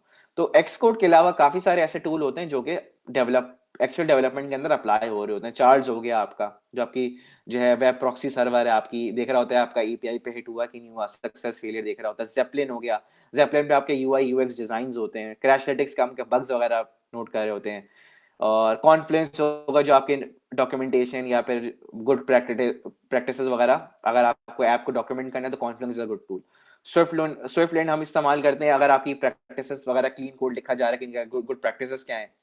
मैं लूप यूज करूँ या अपने फंक्शनल प्रोग्रामिंग यूज करूँ, तो इस तरह के कोड की क्लीनिंग के गुड प्रैक्टिसेस वगैरह ये जज कर रहा था स्विफ्टलेंड। तो एक्सकोड के अलावा काफी सारे ऐसे टूल है जो आपको पता होने चाहिए, यूज करने आने चाहिए, ठीक है। अच्छा, ऑटो लेआउट्स क्या होते हैं? Auto layouts is a very complex thing to learn being an iOS developer. अगर पूछा जाए तो iOS डेवलपर के अंदर सबसे ज्यादा मुश्किल चीज मास्टर करना क्या है, वो बेसिकली ऑटो लेआउट्स है, ठीक है। ऑटो लेआउट्स के अभी रिप्लेसमेंट आ गई स्विफ्ट UI, अगर आपने नाम सुना हो, लेकिन अभी इसको मेच्योर होने में टाइम है। लेकिन यही बोला जा रहा है कि स्टोरी बोर्ड को आने वाले 4 से 5 साल तक स्विफ्ट UI रिप्लेस कर देगी। लेकिन स्टोरी बोर्ड की नो हाउ होना बहुत ज्यादा जरूरी है being a developer. Story board पहले सीखे फिर स्विफ्ट UI पे आए। तो उसके अंदर एक कॉन्सेप्ट होता है ऐप को रिस्पॉन्सिव बनाना। फॉर एग्जांपल मैंने एक ये बुलसआई वाली ऐप दिखाई थी ना आपको, जिसपे मैं गेम खेल रहा था, उसको अगर मुझे चलाना है iPhone 4S पे, फिर उसको चलाने मैंने अपने iPhone 11 Max Pro पे, तो उस पे ऐप रिस्पॉन्सिव होनी चाहिए। तो ऑटो लेआउट्स का कर बेसिकली ये होता है कि आपकी ऐप को रिस्पॉन्सिव बना रहा होता है। अगर मैं इसको क्लिक करूं, ठीक है, ये क्या लगे हुए कंस्ट्रेंट लगे हुए, कंस्ट्रेंट क्यों लगाए मैं? अगर मैं फॉर एग्जांपल ये आईफोन 11 प्रो पे खड़ा हुआ और मैं ऐप चला रहा हूँ अपनी सेकंड जनरेशन एसई पे, तो ये कैसे फिट बैठेगा इसके अंदर? तो हमने इसके पूरे कंस्ट्रेंट्स वगैरह सेट करने होते हैं। तो अगर मैं इसकी ओरिएंटेशन सेट करूं, देखो इसके कंस्ट्रेंट्स ब्लू कंस्ट्रेंट सेट हुए हैं। ये क्या? ये सब ऑटो लेआउट से हो रहे होते हैं, पूरी साइंस है इसके पीछे। तो इसको मास्टर करना काफी, यूआई को बनाना काफी पेनफुल हो जाता है अगर आपको ऑटो लेआउट्स ठीक से नहीं आते। इससे भी मैं काफी सेशंस वगैरह कराता हूँ और काफी क्लासेस लेता हूँ कि ऑटो लेआउट्स आपको आ जाए। अगर मुझसे पूछी जाए तो सबसे मुश्किल चीज iOS के अंदर सीखने को क्या है, वो बेसिकली मैं बोलूंगा ऑटो लेआउट। बहुत ज्यादा पेनफुल हो जाता है। इसी वजह से एप्पल अभी एफर्ट इन्वेस्ट कर रहा है स्विफ्ट यूआई पे, जो मैं आगे जाके डिस्कस करूंगा। अलाइन क्या है, पिन क्या है, इश्यूज क्या है, रिसाइजिंग क्या है, ये सब चीजें आपको ऑटो लेआउट, अब मैं दिखाई देता हूँ आपको यहाँ पे कि अगर आपको इसको खोलूं तो ये देखें, ये आपकी सारी चीजें आ रही हैं जो ऑटो लेआउट्स में अप्लाई हो रही होती हैं, ठीक है, अलाइनमेंट और पेन की नजर आ रहे हैं। तो ये सब चीजें इन्होंने डिस्कस की हुई जो मैं यहाँ पे आपको दिखा रहा हूँ। ये जो आपको दिखा रहे हैं यहाँ पे कंस्ट्रेंट्स वगैरह, वो बेसिकली उसी चीज को रेफर कर रहा है, उसकी थ्योरी इन्होंने दी हुई है यहाँ पे, ठीक है। तो ये कंस्ट्रेंट्स वगैरह सीखने होते हैं इसके अंदर। तो ये मेजर मोटे मोटे कॉन्सेप्ट्स हैं जो आपको पता होने चाहिए। अब ये मैंने आपको कोड डाटा की ऐप देखिए, आप लोग डेटाबेस कर रहे हो तो ये आपका परसिस्टेंट, जो अगर कोड डाटा है क्या, कोड डाटा बेसिकली आपके डाटा को परसिस्ट परमानेंटली सेव कर रहा होता है। तो कोड डाटा को मास्टर करना बहुत ज्यादा जरूरी है being a developer, being an iOS developer. तो कोड डाटा रिकमेंड करूंगा, हाईली रिकमेंड कि आप इसको सीखें। बेहतर बेहतर बेहतर आपका बेस्ट ये है कि आप डेटाबेस का अगर कोर्स में इनरोल हो तो कोड डाटा पे अपना प्रोजेक्ट बना लो। माज ऐसे ही करा था ना तुम लोगों ने जब सीख रहे थे चीजें? हेलो, जी फराज भाई यही किया था। ठीक है। तो ये होगा कि आप कोड डाटा, वो बेहतरीन तरीका होगा कि आप सारी चीजों से गुजर रहे होते हो। अच्छा जी, उसके बाद नेटवर्किंग के अंदर जो मेन चीज है प्रोडक्शन कोड के अंदर इस्तेमाल हो रही थी वो आपकी get post put API. Get का मतलब ये होता है कि इंटरनेट से कोई ना कोई रिक्वेस्ट हो रही है। फॉर एग्जांपल मैं कैलकुलेटर यूज कर रहा हूँ इंटरनेट से, तो मैं गेट एप्लीकेशन बनाऊंगा। अगर मेरा डाटा पे फॉर एग्जांपल इसी की बात करें, जरा यहाँ से समझा दूं, अच्छी तरीके से बात समझ आएगी। अब यहाँ पे देखो डाइट्स एंड डिफरेंट, ठीक है। अगर डाइट के अंदर मैं डालता हूँ शुगर यहाँ पे, ठीक है, तो मुझे पोस्ट एपीआई करनी पड़ेगी। मैं एक एंटिटी ऐड कर रहा हूँ, एंटिटी ऐड आईडी डाल रहा हूँ, नेम डाल रहा हूँ, डिस्क्रिप्शन डाल रहा हूँ, टाइप डाल रहा हूँ। तो अगर मुझे इसके अंदर नई एंटिटी ऐड करनी है मैं पोस्ट रिक्वेस्ट करूंगा, ठीक है। अगर मुझे कोई ना कोई डाटा अपडेट करना है तो मैं पुट रिक्वेस्ट करूंगा। ये एपीआई क्या होती है? आपके इंटरनेट, आपके सर्वर, क्योंकि आपका सर्वर जो इंटरनेट पे मौजूद है तो उसको कनेक्ट कराने की वजह से हम इस रेस्टफुल वेब सर्विसेज से कनेक्ट करा रहे होते हैं। रेस्टफुल वेब सर्विस का पर्पस बेसिकली होता है कि आपके फ्रंट एंड कोड को आपके बैकएंड कोड के साथ आपस में इंटरपोलेट या इंटरकनेक्ट करा रहा होता है। तो डिफरेंट एपीआई आपकी हिट कर रही होती हैं, ठीक है। तो इसी तरह आपका ये जो चार्ल्स टूल है वो भी आपका यूज हो रहा होता है कि हम जो इधर पोस्टमैन मैंने खोला है ना, इस पे बेसिकली आपकी जो है वो एपीआई जो है वो लिखी भी होती है। तो यहाँ से हम बेसिकली चेक कर रहे होते हैं कि मेरी एपीआई जो मैंने बनाई वो ठीक है कि नहीं है। तो टूल के बारे में बस नो हाउ दे रहा हूँ कि क्या क्या चीजें, मोटी मोटी चीजें यूज होती हैं आपके iOS के अंदर। NSURL सेशन बहुत इंपॉर्टेंट चीज है मास्टर करना है। नेटवर्किंग अगर आप कोर्स कर रहे हैं ना, कोर नेटवर्किंग मेरे ख्याल से फिफ्थ सेमेस्टर के अंदर है। मुझे सर शेख सिद्दीकी, डॉक्टर शेख सिद्दीकी ने पढ़ाई थी उस वक्त। तो आप वहाँ पे, आप मैं सजेस्ट करूंगा नेटवर्किंग में NSURL सेशन देखें, थर्ड पार्टी एपीआई का आप एल्मो फायर देखें, और स्विफ्टी जेसॉन का नाम लिख लीजिएगा। स्विफ्टी जेसॉन स्लाइड के अंदर नहीं है, वो चीज आपको देखनी होती है, उससे आपकी नेटवर्क एपीआई बन रही होती है। एल्मो फायर बहुत ज्यादा पाकिस्तानी सॉफ्टवेयर हाउसेस के अंदर बहुत कॉमन प्रैक्टिस है, एल्मो फायर से सब हिट कर रहे होते हैं। लेकिन उससे ज्यादा स्ट्रॉन्ग मैं आपको सजेस्ट करूंगा NSURL सेशन, ठीक है। सही तरीका इसको करने का NSURL सेशन है, क्योंकि एप्पल का अपना इनबिल्ड है, ये थर्ड पार्टी एपीआई है, ठीक है। ये बनाई है, इसको शॉर्टकट तरीका है। इफ यू वांट कि आपको दोनों में से बेहतर क्या है, तो मैं आपको इंटरनेशनल डेवलपर्स भी रिकमेंड करेंगे आप NSURL सेशन पे मास्टर हो। तो ये थी आपकी जो है नेटवर्किंग से रिलेटेड विदाउट थर्ड एपीआई जो है NSURL session, third party API जो एल्मो फायर है, ठीक है।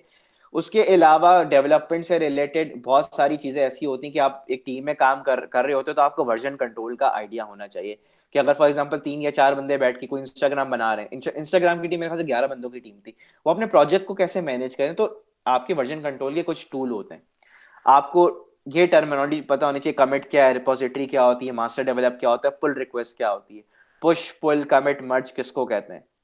पुश का मतलब बेसिकली ये होता है अगर मैं कोड लिखूं इंटरनेट पे डालूं वो पुश हो गया, अगर मैं इंटरनेट से कोड उठा रहा हूँ वो पुल हो गया। तो ये सब मोटी मोटी टर्म्स है। तो मैं बता रहा हूँ कि ये चीजें जो है कॉमन डेवलपमेंट प्रैक्टिसेस के अंदर आपकी जो है वो यूज हो रही होती है, ठीक है। अच्छा, मैं जरा आपको एक दिखाऊं, ये source tree as a tool है, हम गेट के लिए यूज कर रहे होते हैं, किसी ने देखा नहीं होगा तो मैं एक नजर दिखा देता हूँ। ये पॉटलक है जो हम ऐप बना रहे हैं प्रोडक्ट की।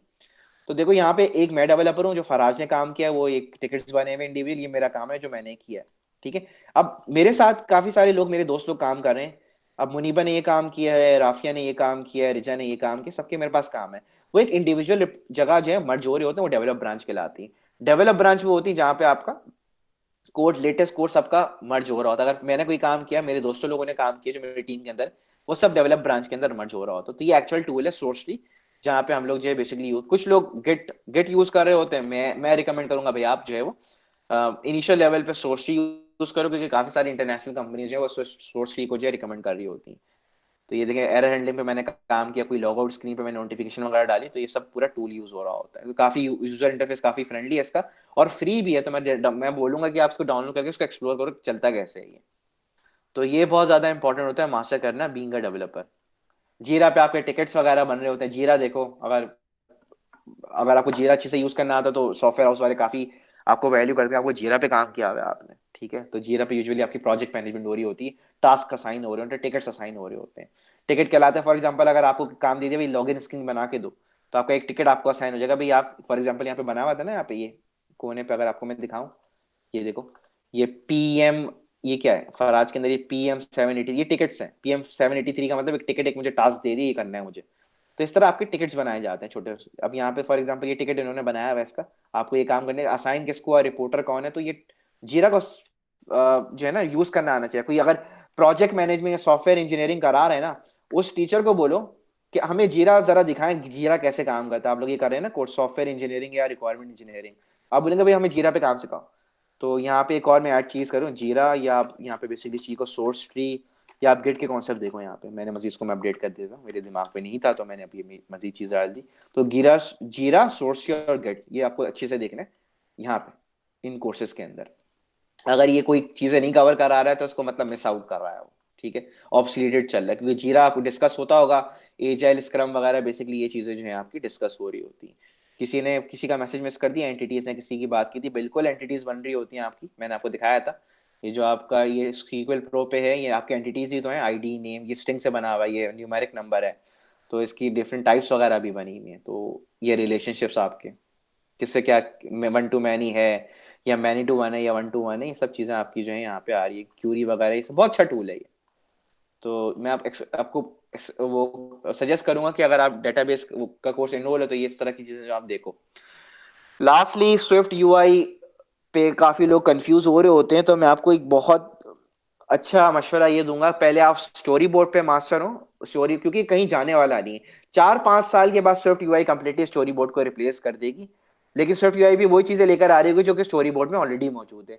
2 साल आप स्टोरी बोर्ड पे लगाओ, क्योंकि मॉडर्न सारी जितनी भी एप्स बनी वो स्टोरी बोर्ड बनी, फिर आप स्विफ्ट यूआई पे आओ। शुरू में स्विफ्ट यूआई पे जाओगे क्योंकि कंफ्यूज हो जाओगे, क्योंकि कम्युनिटी अभी इतनी स्ट्रांग नहीं है जो आपके बग्स वगैरह रिजॉल्व करे। तो मैं जो ट्रेनिंग कराता हूँ बिल्कुल एंड वाला मॉड्यूल रखता हूँ स्विफ्ट यूआई का, क्योंकि बच्चा पहले, जरूरी है कि आप पहले स्टोरी बोर्ड के कॉन्सेप्ट सीख ले, फिर स्विफ्ट यूआई पे आए। डायरेक्ट स्विफ्ट यूआई पे आना ना एक ड्रॉबैक है, क्योंकि अगर फॉर एग्जांपल आप ऐप लिखते हो, आपको कोई मसला है, कोई बग वगैरह फंस गए, तो आप कम्युनिटी इतनी वेल एस्टेब्लिश नहीं हुई भी जो आपकी स्विफ्ट यूआई के मसले सॉल्व कर दे।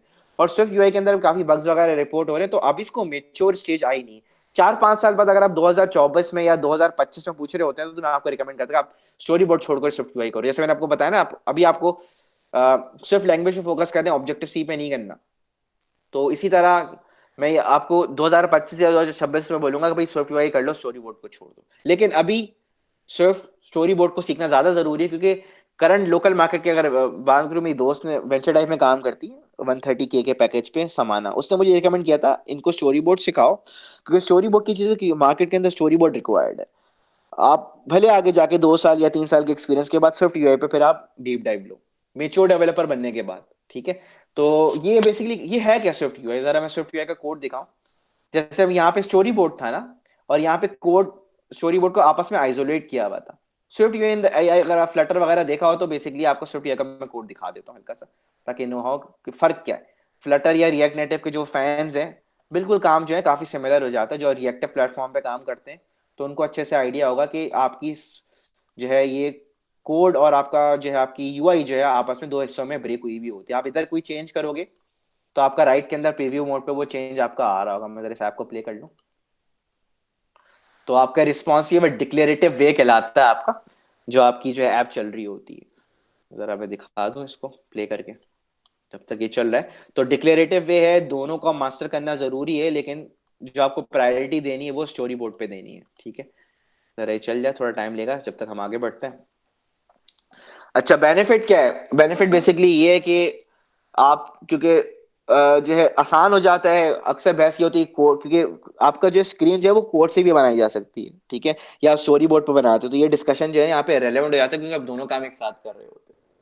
काफी सारी चीजें सिंप्लीफाइड हो गई हैं, ऑटो लेआउट से रिप्लेस हो गया है, ऑटो लेआउट का पंगा ही नहीं है इसके अंदर। इस वजह से SwiftUI पे लोग जो है काफी इंप्रेस है, लेकिन मेच्योर होने में अभी भी टाइम है, तो काफी बेनिफिट्स हैं इसके स्टोरी बोर्ड के अंदर, जिस वजह से एप्पल ने SwiftUI लॉन्च की। हाँ, अब बात करते हैं रिसोर्सेज कहाँ कहाँ मिलेंगे आपको सीखने के। तो रिसोर्सेज का मैंने बेसिकली आपको लिंक्स वगैरह दे दी यहाँ पे, आप यहाँ पे देख सकते हैं। और यहाँ पे कुछ यूट्यूब चैनल आप फॉलो, शैन ऑल इन अच्छा कंटेंट है, पोल सॉल्ट का भी अच्छा कंटेंट, स्विफ्ट वीकली सब्सक्राइब करा दें। स्विफ्ट वीकली से फायदा ये होगा कि आपको वीकली अपडेट्स मिलेंगी कि कहाँ कहाँ चीजें आपकी। रे मिंडलिज पे सब्सक्रिप्शन जरूरी, जितना मैं कंटेंट यूज करता हूँ सारा का सारा रे मिंडलिज से यूज करता हूँ। इससे बेहतर कंटेंट आपको मिलेगा नहीं। सिलिकॉन वैली के डेवलपर जी रे मिंडलिज की कंटेंट यूज कर, मेरा जो ट्रेनिंग का कंटेंट है वो मैं इन बुक्स को यूज कर रहा होता हूँ, ठीक है। ये एक बुक आपको $50 की पड़ेगी एक, लेकिन क्योंकि मेरी ट्रेनिंग ही इन्हीं बुक से हुई हुई है, और यूएस में भी ये बेसिकली यूज हो रहा होता है, डेवलपर्स इसको रिकमेंड कर रहे होते हैं, इससे बेस्ट बुक्स आपको मिलेंगी नहीं। ये कहाँ है? ये रेविंडलेज रिसर्च के अंदर आपको जो बुक्स जो है मिल जाएंगी, ठीक है। अगर आप मेरे कोर्स के अंदर एनरोल है तो मैं बेसिकली ये कंटेंट ऑलरेडी उनको प्रोवाइड कर रहा होता हूँ। तो ये थी आपकी लिंक से रिलेटेड। तो आप जेनेरिक बात, अच्छा हाँ, मैं सबसे इंपॉर्टेंट बात बताना भूल ही गया। हाँ, ये तो मैं जरा बुक्स की बात कर रहा हूँ। मेरा यूट्यूब चैनल है, अगर आप यूट्यूब पे जाएं तो जरा चल गया, ये थोड़ा टाइम लगता है इसका। देखो हाँ, यहाँ पे इसको जरा देखो कि अगर मैं यहाँ पे कोई चेंज करता हूँ ना, तो मेरे राइट पे भी देखो यहाँ पे चेंज आ रहा है। अगर फॉर एग्जांपल यहाँ पे मैं कोई कलर चेंज करता हूँ तो आपका राइट पे भी चेंज आ रहा है। तो इस तरह का आपका इंटरफेस होता है जो कि कंपैरेटिवली स्टोरी बोर्ड से चेंज है। तो फायदा होता है आपको रन टाइम पे आपको चेंजेस नजर आने जो भी आप कोड पे कर रहे हो। तो ये आपको स्विफ्ट है, और वहां पे आइसोलेटेड था स्टोरी बोर्ड, और आपका कोड जो है वो आपस में आइसोलेटेड था। तो सीखने के एतबार से देखो यार, मैंने एक चैनल बनाया हुआ अपना iOS का। तो यहाँ पे मैंने जो है ना खोल दिया, मैं बता ही देता हूँ, इसको सब्सक्राइब वगैरह करा लेना। मैंने पूरा कोर्स बनाया हुआ है यहाँ पे, ठीक है। मेरी अभी फिलहाल वीडियोस में अपलोड करूँ कि मेरा अभी सेमेस्टर एंड है। तो अगर आपको कुछ समझ नहीं आया, कोई रिसोर्स समझ नहीं आया, सिंपली आप इधर जाएं, मेरी बेसिक स्किल लिस्ट लें। जीरो पे मैंने एनवायरनमेंट सेटअप बताया हुआ है, तो 15 मिनट की एनवायरनमेंट सेटअप की वीडियो देखें। यहाँ से मैंने पूरा पाथ बताया हुआ है, मैं बना रहा हूँ। 24 वीडियो मेरी बन गई है, लेकिन टाइम के साथ मैं अपलोड करता चला जाऊंगा। साथ मेरे साथ हो, साथ मैंने यहाँ तक ऐप का पार्ट 6 तक मैंने कवर करा है कोर्स के अंदर, एग्जैक्टली ये कंटेंट था। हेलो, साथ मेरे साथ है? जी बिल्कुल फराज भाई। हाँ, तो आपको अगर कुछ समझ नहीं आया सिर्फ मेरे चैनल पे, फायदा क्या है? एक तो मैं उर्दू लैंग्वेज के अंदर पढ़ा रहा हूँ, और ऊपर इसके अंदर मैंने मल्टीपल रिसोर्सेज से चीजें ली हुई हैं। अभी करंटली पाकिस्तान के अंदर आपको, मतलब मैं बड़ा बोल नहीं बोला कि उर्दू के अंदर इतना कॉम्प्रिहेंसिव कंटेंट अभी करंटली किसी ने दिया हुआ नहीं है। तो आप मेरे चैनल को देख सकते हैं, वहां से आप एक पाथ ले सकते हैं, क्योंकि मैंने बहुत शुरू से स्टार्ट किया हुआ है इसको। कुछ नहीं समझ आया आप कमेंट कर दे वीडियो के अंदर, मैं आप रिस्पॉन्सिव होऊंगा, आपको रिप्लाई वगैरह दे दूंगा। तो ये एक बात है जो कि आपको फ्री ऑफ कॉस्ट चीजें आपको यहाँ से मिल सकती हैं, क्योंकि मैंने सारी जितना भी पेड कंटेंट की चीजें थी ना वो अपनी वीडियो के अंदर मैंने इनकॉर्पोरेट करा दी। और टाइम बाय टाइम मैं वीडियो बनाता रहूंगा, ये नहीं कि रुकी नहीं है। 24 के बाद मैं अभी ऑलरेडी इस वीक के अंदर भी काम कर रहा हूँ।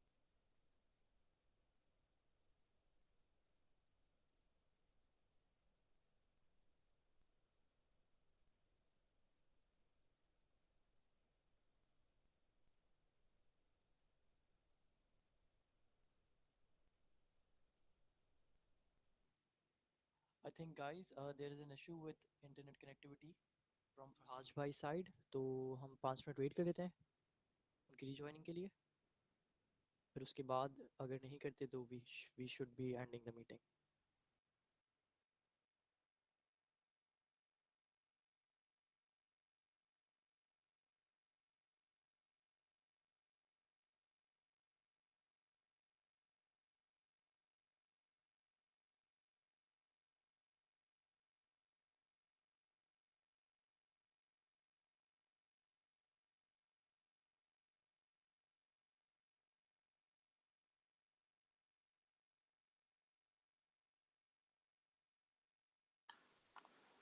आवाज आ रही है मेरी? जी फराज भाई जी। सॉरी, वो कुछ टेक्निकल ग्लिच की वजह से ना मेरा कनेक्शन जो है आउट हो गया था। ओके फराज मेरी स्क्रीन नजर आ रही है आप लोगों को? जी, इट्स विजिबल। हाँ। माज, बीइंग एन iOS डेवलपर, ये बताओ कि सारी चीजें यूज करते हो तुम, ये जो मैंने यहाँ लिखी हुई है? हेलो? हाँ जी फराज भाई। इससे बाहर कुछ नहीं है। मोटी मोटी चीजें मैंने आपको बता दी कि आप ये चीजें कर लो तो वो बिल्कुल एक फराज आपका भाई, पार्ट सारी कवर चीजें हो सकता है। बाकी इफ आई हैव टाइम तो मैं जरा मजीद चीजें बता दूं। ये किताबें तो मैंने आपको बता दी ऑलरेडी, राइट? अच्छा, अब आगे बढ़ते हैं कि बिजनेस एक्सपेक्टेड हो कि लिंक्डइन प्रोफाइल जो है बेहतर, क्योंकि ये चीजें जो है ना यूजुअली टेक्निकल बंदा नहीं बता रहा होता। आपका लिंक्डइन बहुत ज्यादा स्ट्रांग होना चाहिए। अगर आपका लिंक्डइन बना हुआ है तो आप कराची के, पाकिस्तान के इंटरनेशनल iOS डेवलपर्स को अपने पास ऐड कर दें। मेरे पास 14 के एक से ऊपर जो फॉलोइंग्स है, जहाँ पे मोस्टली टेक्निकल बंदे अपने आर्टिकल्स वगैरह पोस्ट कर रहे होते हैं। उससे काफी फायदा होता है, नेटवर्किंग हो रही होती है, आप कंटेंट भी अच्छा डालो तो कोई इंटरनेशनल डेवलपर का लाइक आ रहा होता है, तो दोस्ती कनेक्शंस वगैरह आपके इंटरनेशनली बिल्डअप हो जाते हैं, लोकली भी आपके जो है वो बिल्डअप हो रहे होते हैं। तो लिंक्डइन को बेहतर करना बहुत ज्यादा जरूरी है। बाकी मैंने कुछ लिंक्स वगैरह दे दिए थे मीडियम बिगिनिंग के, तो मैंने आप लोगों के लिए मैंने कनेक्ट कर लिया। अगर आपको ट्रेनिंग कंटेंट चाहिए, आप ये मैंने सारे प्रोवाइड कर दिए थे। जनरल एडवाइस सेशन एंड होने से पहले ये दे दूं कि आपको सबसे पहले करना ही है, जैसे कि अभी फिलहाल मैं एक बंदा हूं ना, मेरे साथ बहुत सारे बंदे बहुत अच्छे अच्छे काम कर रहे हैं। तो सिर्फ पाकिस्तान का फेसबुक पे एक पेज है, मैं उस कम्युनिटी का पार्ट हूँ, तो आप उसको लाइक वगैरह कर ले। जो भी हमारे सेशंस होते हैं, अभी ACMG कराने वाला है, वो सिर्फ पाकिस्तान के साथ कराएगा, तो फॉलो अप जरूर करा कर। कम्युनिटी का होना किसी भी डेवलपर के लिए जरूरी है। फ्लटर पाकिस्तान की कम्युनिटी है, इसी तरह आपकी पाइथन की कम्युनिटी है, AI की कम्युनिटी है, तो कम्युनिटी का पार्ट होना बहुत ज्यादा जरूरी होता है। इससे ये पता चल रहा होता है कि इंडस्ट्री एक्सपर्ट्स आपस में एक दूसरे से कैसा कैसा काम कर रहे हैं। फिर मैंने दूसरा बताया कि आपको एप्पल डॉक्यूमेंटेशन इस तरह होनी चाहिए जिस तरह कि आप कोई जो है कोई होली बुक पढ़ रहे हो। एप्पल डॉक्यूमेंटेशन सिर्फ वीकली को आपको बहुत रिलीजियसली फॉलो करना होता है। अगर आप नहीं फॉलो करें, इसका मतलब ये कि आपको लेटेस्ट चीजें पता नहीं है। वर्ल्ड वाइड डेवलपर कॉन्फ्रेंस देखना जरूरी है, मस्ट है, फर्ज है अगर डेवलपर हो। कंटेंट बनाए उर्दू के अंदर, कोई कंटेंट नहीं, iOS का उर्दू पाकिस्तानी कोई बंदा नहीं है जो कंटेंट बना रहा हूं। मैं अल्हम्दुलिल्लाह यूट्यूब पे काम कर रहा हूँ, अपना काम करो, रिटर्न भी बनाऊंगा, ऑडियो भी बनाऊंगा उर्दू पे। कंटेंट जो सीख रहे हो, अगर जब दूसरे बंदों से शेयर नहीं करोगे, सीखोगे नहीं। आपकी सबसे ज्यादा लर्निंग जब हो रही होती है जब आप दूसरे को सिखा रहे होते हो, ये एक फैक्ट है। उसके बाद मेंटोर्स ढूंढो जो आपसे 5 से 6 साल सीनियर हैं। वो कहाँ से मिलेंगे? वो आपको कम्युनिटी से मिलेंगे। जो आपसे 5 या 6 साल बड़े हैं, वो आपको अच्छे तरीके से गाइड करेंगे, क्योंकि उनको पता होता है कहाँ कहाँ वो फेल हुए, क्या क्या एक्सपीरियंस है। जो आप 5 से 6 दिन के अंदर काम करो, क्या पता वो 10 मिनट का काम हो, वो आपको गाइड करते हो। गुड मेंटोर्स होने का जरूरी है। बाकी स्मॉल स्किल प्रोजेक्ट्स बनाओ, छोटे छोटे बग फिक्सेस के, से आपका पोर्टफोलियो अच्छा होगा, आपका स्किल सेट एनहांस होगा। तो ये फ्रीलांसिंग प्रोजेक्ट से हो सकता है। छोटे छोटे प्रोजेक्ट उठा के बनाओ तो उससे लर्निंग होती है आपकी। मेरे काफी सारे स्टूडेंट्स जो हैं काम कर रहे हैं ऑलरेडी छोटे छोटे स्टार्टअप्स में, तो बेसिकली स्मॉल स्किल प्रोजेक्ट्स वगैरह बना के अपना पोर्टफोलियो बिल्डअप कर रहे हैं।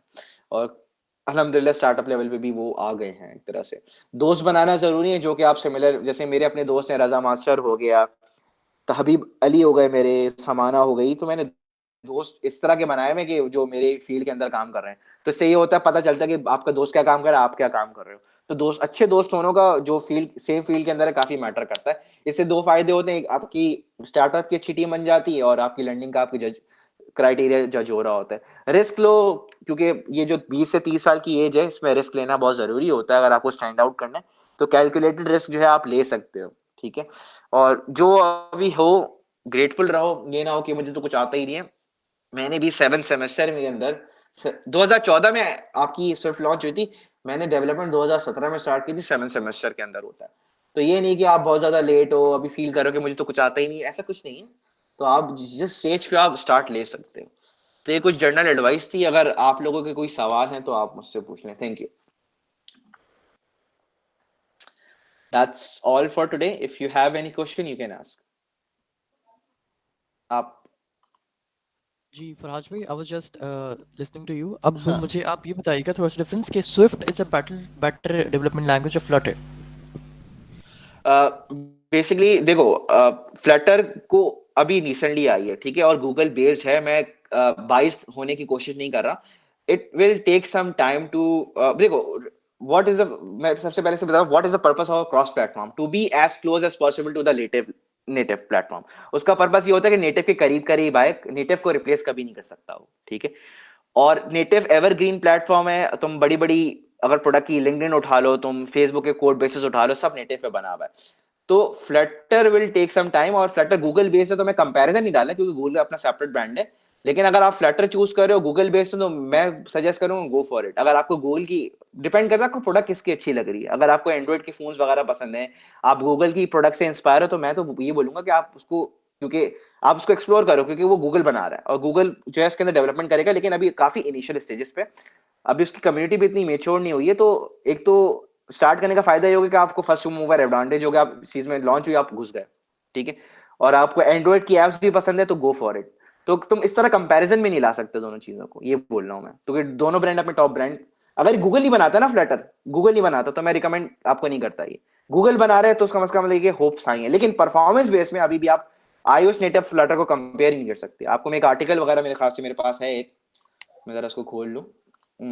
आई थिंक ये रहा, 2 मिनट, मेरे ख्याल से मैंने खोला हुआ था। तो इसके अंदर आपको चीजें दिखाता हूँ कि iOS नेटिव वर्सेस फ्लटर इन्होंने कर बनाया हुआ था। लेकिन अगर यहाँ पे तुम अगर मेजोरिटी चीजें देखो ना, तो इसके अंदर इन्होंने स्विफ्ट को जो है वो रिकमेंड किया था कि काफी सारी इसके पैरामीटर्स होते हैं। तुमने सवाल कर लिया तो मैं तुम्हें दिखाई देता हूँ। अब इसके अंदर काफी सारे पैरामीटर्स होते हैं जो इस पे मैटर कर रहे होते हैं कौन के। अब जैसे यहाँ पे बिल्ड टाइम है, बिल्ड टाइम का iOS का तेज है और फ्लटर का स्लो है, तो ये काफी अच्छा आर्टिकल दिया हुआ है। तो इसके अंदर कंपेयर किया हुआ है। इसमें अगर तुम पूरा जज करते हो, ऐप का साइज है देखो, इसमें कम है उसमें ज्यादा है। इसका तुम देखो इंटीग्रेशन वैल्यू देखो, और आप एसेसिबिलिटी प्रोफाइलिंग देखो, तो बेहतर जो है इन दोनों में जो एज ले रहा है वो स्विफ्ट ले रहा है। तो मैं कंपेयर नहीं कर रहा क्योंकि गूगल बेस है, लेकिन ये कि अगर आपको एंड्रॉइड की चीजें पसंद आ रही हैं तो मैं आपको रिकमेंड करूंगा कि आप फ्लटर पे चले जाओ। अगर आपको आईफोन से नफरत है तो मैं बोलूंगा कि आप फ्लटर करो। और ये कि दोनों प्रोग्रामिंग लैंग्वेजेस, दोनों की कोर कॉन्सेप्ट जो है ना, ऊप कहीं नहीं जाने वाली, और जो आपकी प्रॉब्लम सॉल्विंग की चीजें वो दोनों के अंदर होंगी। तो सिर्फ सिंटेक्स का बेसिकली फर्क है, और डेवलपमेंट प्लेटफॉर्म का और प्रोडक्ट्स का। समझ आ अच्छा जी, गया? एज अ बिगिनर डेवलपर तो हाँ स्विफ्ट हाँ। लेना अच्छा है या फ्लटर? क्योंकि आप कह रहे हैं स्विफ्ट पुरानी है और उसकी तुम्हें कम्युनिटी तुम्हें बेस्ड फोन कौन सा अच्छा लगता है ये बताओ। तुम स्मार्टफोन यूज करते हो, तुम्हें आईफोन अच्छा लगता है या एंड्रॉइड अच्छा लगता है। है, ये डेफिनेटली बताओ। आईफोन। आईफोन अच्छा लगता है। यूजर एक्सपीरियंस किसका अच्छा है? यूजर फील एक्सपीरियंस तो एंड्रॉइड का थोड़ा ज़्यादा बेहतर है। ज्यादा बेहतर है। तो तुम्हें डिसाइड ये करना होगा कि मुझे किस प्लेटफॉर्म की, किस ब्रांड की प्रोडक्ट ज्यादा अच्छी लगती है। अगर तुम्हारा दिल एप्पल या iOS की तरफ है तो आई वुड सजेस्ट कि तुम इस तरफ आओ, क्योंकि आप जो चीज बना रहे हो तो वो चीज आप इस्तेमाल कर रहे होते हो। अगर आप एंड्रॉइड का फोन, एंड्रॉइड से गूगल से इंस्पायर हो और आप iOS की ऐप बना रहे हो, तो वो आपका मिसमैच होगा, ये बता रहा हूँ मैं आपको। क्योंकि दोनों रीजन स्ट्रांग है, मैं बाइसनेस ना क्रिएट करना चाहता हूँ। और ये कि अभी ये बस फैक्ट ये है कि नेटिव प्लेटफॉर्म ज्यादा परफॉर्मेंस वाइज जो ज्यादा स्ट्रांग होता है हाइब्रिड क्रॉस प्लेटफॉर्म से। और क्योंकि मैंने आपको जैसे बताया कि फ्लटर में अभी कम्युनिटी डेवलप होने में काफी टाइम है, तो सीनियर या पुराने कोड बेसिस आपको फ्लटर के अंदर नहीं मिलेंगे जिस एज कम्पेयर टू जैसे iOS की कम्युनिटी स्टैब्लिश हुई। तो ये मैं आपको बताना चाह रहा था। It's up to you what kind of product that you, हाँ लाइक, और कोई सवाल? फराज भाई इसी बात पे मैं एडिशन करूंगा कि मैं हाँ खुद एक एक्सपीरियंस किया था मैंने, जिसमें हाँ मैंने OCR यूज किया था हाँ नेटिव के ऊपर। तो उससे पहले जितने भी फ्लटर या रिएक्ट नेटिव के डेवलपर्स थे वो सब कोशिश कर चुके हाँ। थे, लेकिन वो OCR रन नहीं कर पाए थे iOS के ऊपर ड्यू टू सही। हाइब्रिड की वजह से। तो उनके पास ये मसला आ रहा था क्योंकि वो उसमें कोर जो वो होते हैं फीचर्स होते हैं हाँ iOS के, हाँ वो एक्सेस नहीं कर पा रहे थे वो। तो हाँ। उसके लिए नेटिव पे जाना पड़ा। हम्म। तो ये ने, भी अच्छा था। हाँ, परफॉर्मेंस वाइज अगर बोलो तो नेटिव को बीट नहीं कर सकता कभी कोई प्लेटफॉर्म, क्योंकि नेटिव द पर्पस, कहीं लिख लो, the purpose of cross platform और hybrid platform is to be as close as possible to the native platform. Performance में कभी, अगर परफॉर्मेंस में आज बीट करता है ना, मैं आज iOS छोड़ दूं, क्योंकि वो बनाई उस वजह से नहीं जाता आपका, वो उसका पर्पस ही डिफरेंट होता है। तो ये है, मैं बता दूं, ये तुम मुझसे पूछ रहे हो, तुम उससे पूछ लो जो एंड्रॉइड का किंग कराची का है, जीडीसी। हाँ, जीडीसी क्या नाम है उसका? हाँ, वजाहत, वजाहत, हाँ वजाहत याद आ गया। वजाहत से पूछो, वजाहत भी जवाब देगा कि द पर्पस, वो जीडीसी है, गूगल डेवलपर का सर्टिफाइड है, बोले ये कि बनाई जाते हैं क्रॉस प्लेटफॉर्म इसलिए कि नेटिव के करीब, वो नेटिव को बीट करना मकसद नहीं होता। ये मैं तुम्हें जवाब दे दूं इस चीज का। और कोई सवाल? अच्छा फराज भाई, आपने बात की कि स्विफ्ट यूआई जो है 4-5 साल बाद प्रेफर मेच्योर होगी, हाँ मेच्योर हो, कंप्लीटली रिप्लेस कर देगी स्टोरी बोर्ड को। स्टोरी बोर्ड को रिप्लेस कर देगी, तो हाँ। फिर उसके बाद अगर लेट्स सपोज कोई स्टोरी बोर्ड पे एक्सपर्ट है तो उसका कोई काम मतलब नहीं रहेगा, मतलब उसको स्विफ्ट यूआई पे नहीं करना नहीं पड़ेगा। नहीं, मैं तुम्हें इसकी एग्जांपल देता हूँ। देखो ऑब्जेक्टिव सी के अभी भी कोड बेसिस मौजूद है प्रोडक्ट्स के, जिस पे काम होता है, जिसको अपडेट किया जाता है, प्रोडक्ट्स बनी हुई ना ऑलरेडी। हाँ, बिल्कुल। तो अब जो है फॉर एग्जांपल अगर फेसबुक की बात कर लेते हैं, फेसबुक का कोड स्टोरी बोर्ड पे लिखा हुआ है। पुराने कोड बेसिस पे काम करने के लिए आपको स्टोरी बोर्ड के कॉन्सेप्ट आपके स्ट्रांग होने चाहिए, समझ रहे हो मेरी बात? ताकि बिल्कुल आपको कोई भी पुराना कोड नजर आए ना तो आपको स्टोरी बोर्ड पे काम करना आना चाहिए, इस वजह से इंपॉर्टेंट है। बिल्कुल भाई। मेरे ख्याल से मैं स्क्रीन शक्ल देखना चाहोगे? खैर जरूरत तो नहीं है खैर सच, लेकिन मेरे मैक में वो नहीं है कैमरा, इस वजह से अगर शक्ल दिखाने दिखा सकता हूँ, कोई इशू नहीं है। और कोई सवाल किसी का, कोई कमेंट वगैरह?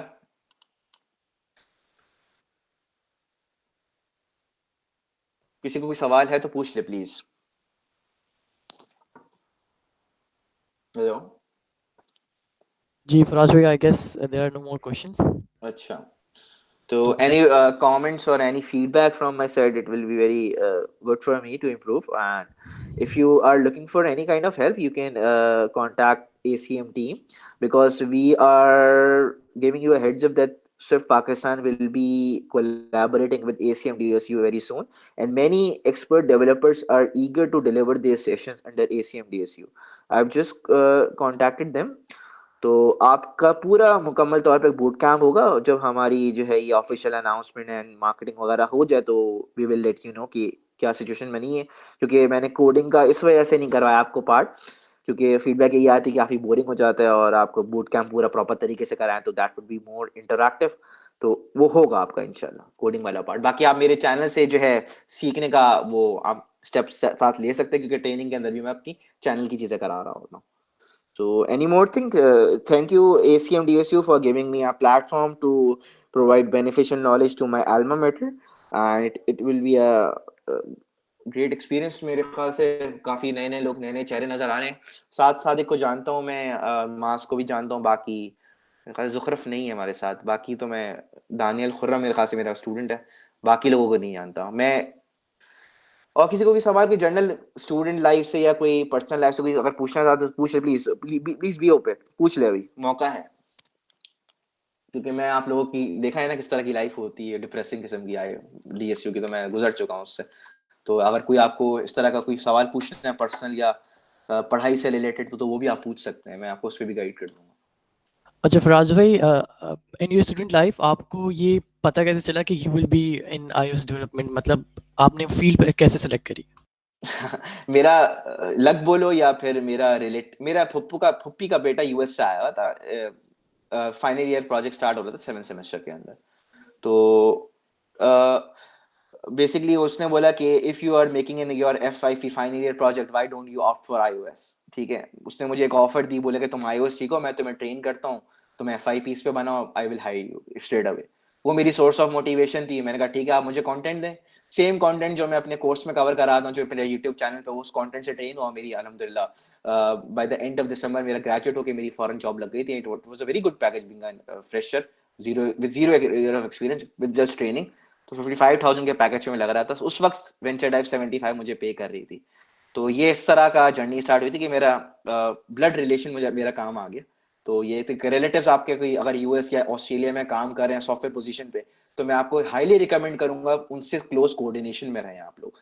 तो क्या, एक तो दो फायदे होंगे, उनको पता चलेगा कि रिसेंट चीजें क्या है, कंटेंट अच्छा दे देंगे, और क्या पता इंटरनेशनल मार्केट आपके लिए वो खोल लें, क्योंकि वो देख रहे होते हैं टैलेंटेड माइंड कौन है। तो ये फिलहाल इस तरह मेरा स्टार्ट हुआ था। I think it's over, right? Yep, Faraj bhai, there are no more questions. ठीक है, चलें, ठीक है, फिर thank you. इंशाल्लाह Thank you, फिर Faraj बात bhai. होती है। if you have any feedback, please do provide me through mass. Thank you. Okay, thank you, Faraj bhai. Allah Hafiz. कोई इशू नहीं है। अल्लाह हाफिज। Okay, so our second tech series session is ending now. Thank you all. Allah Hafiz.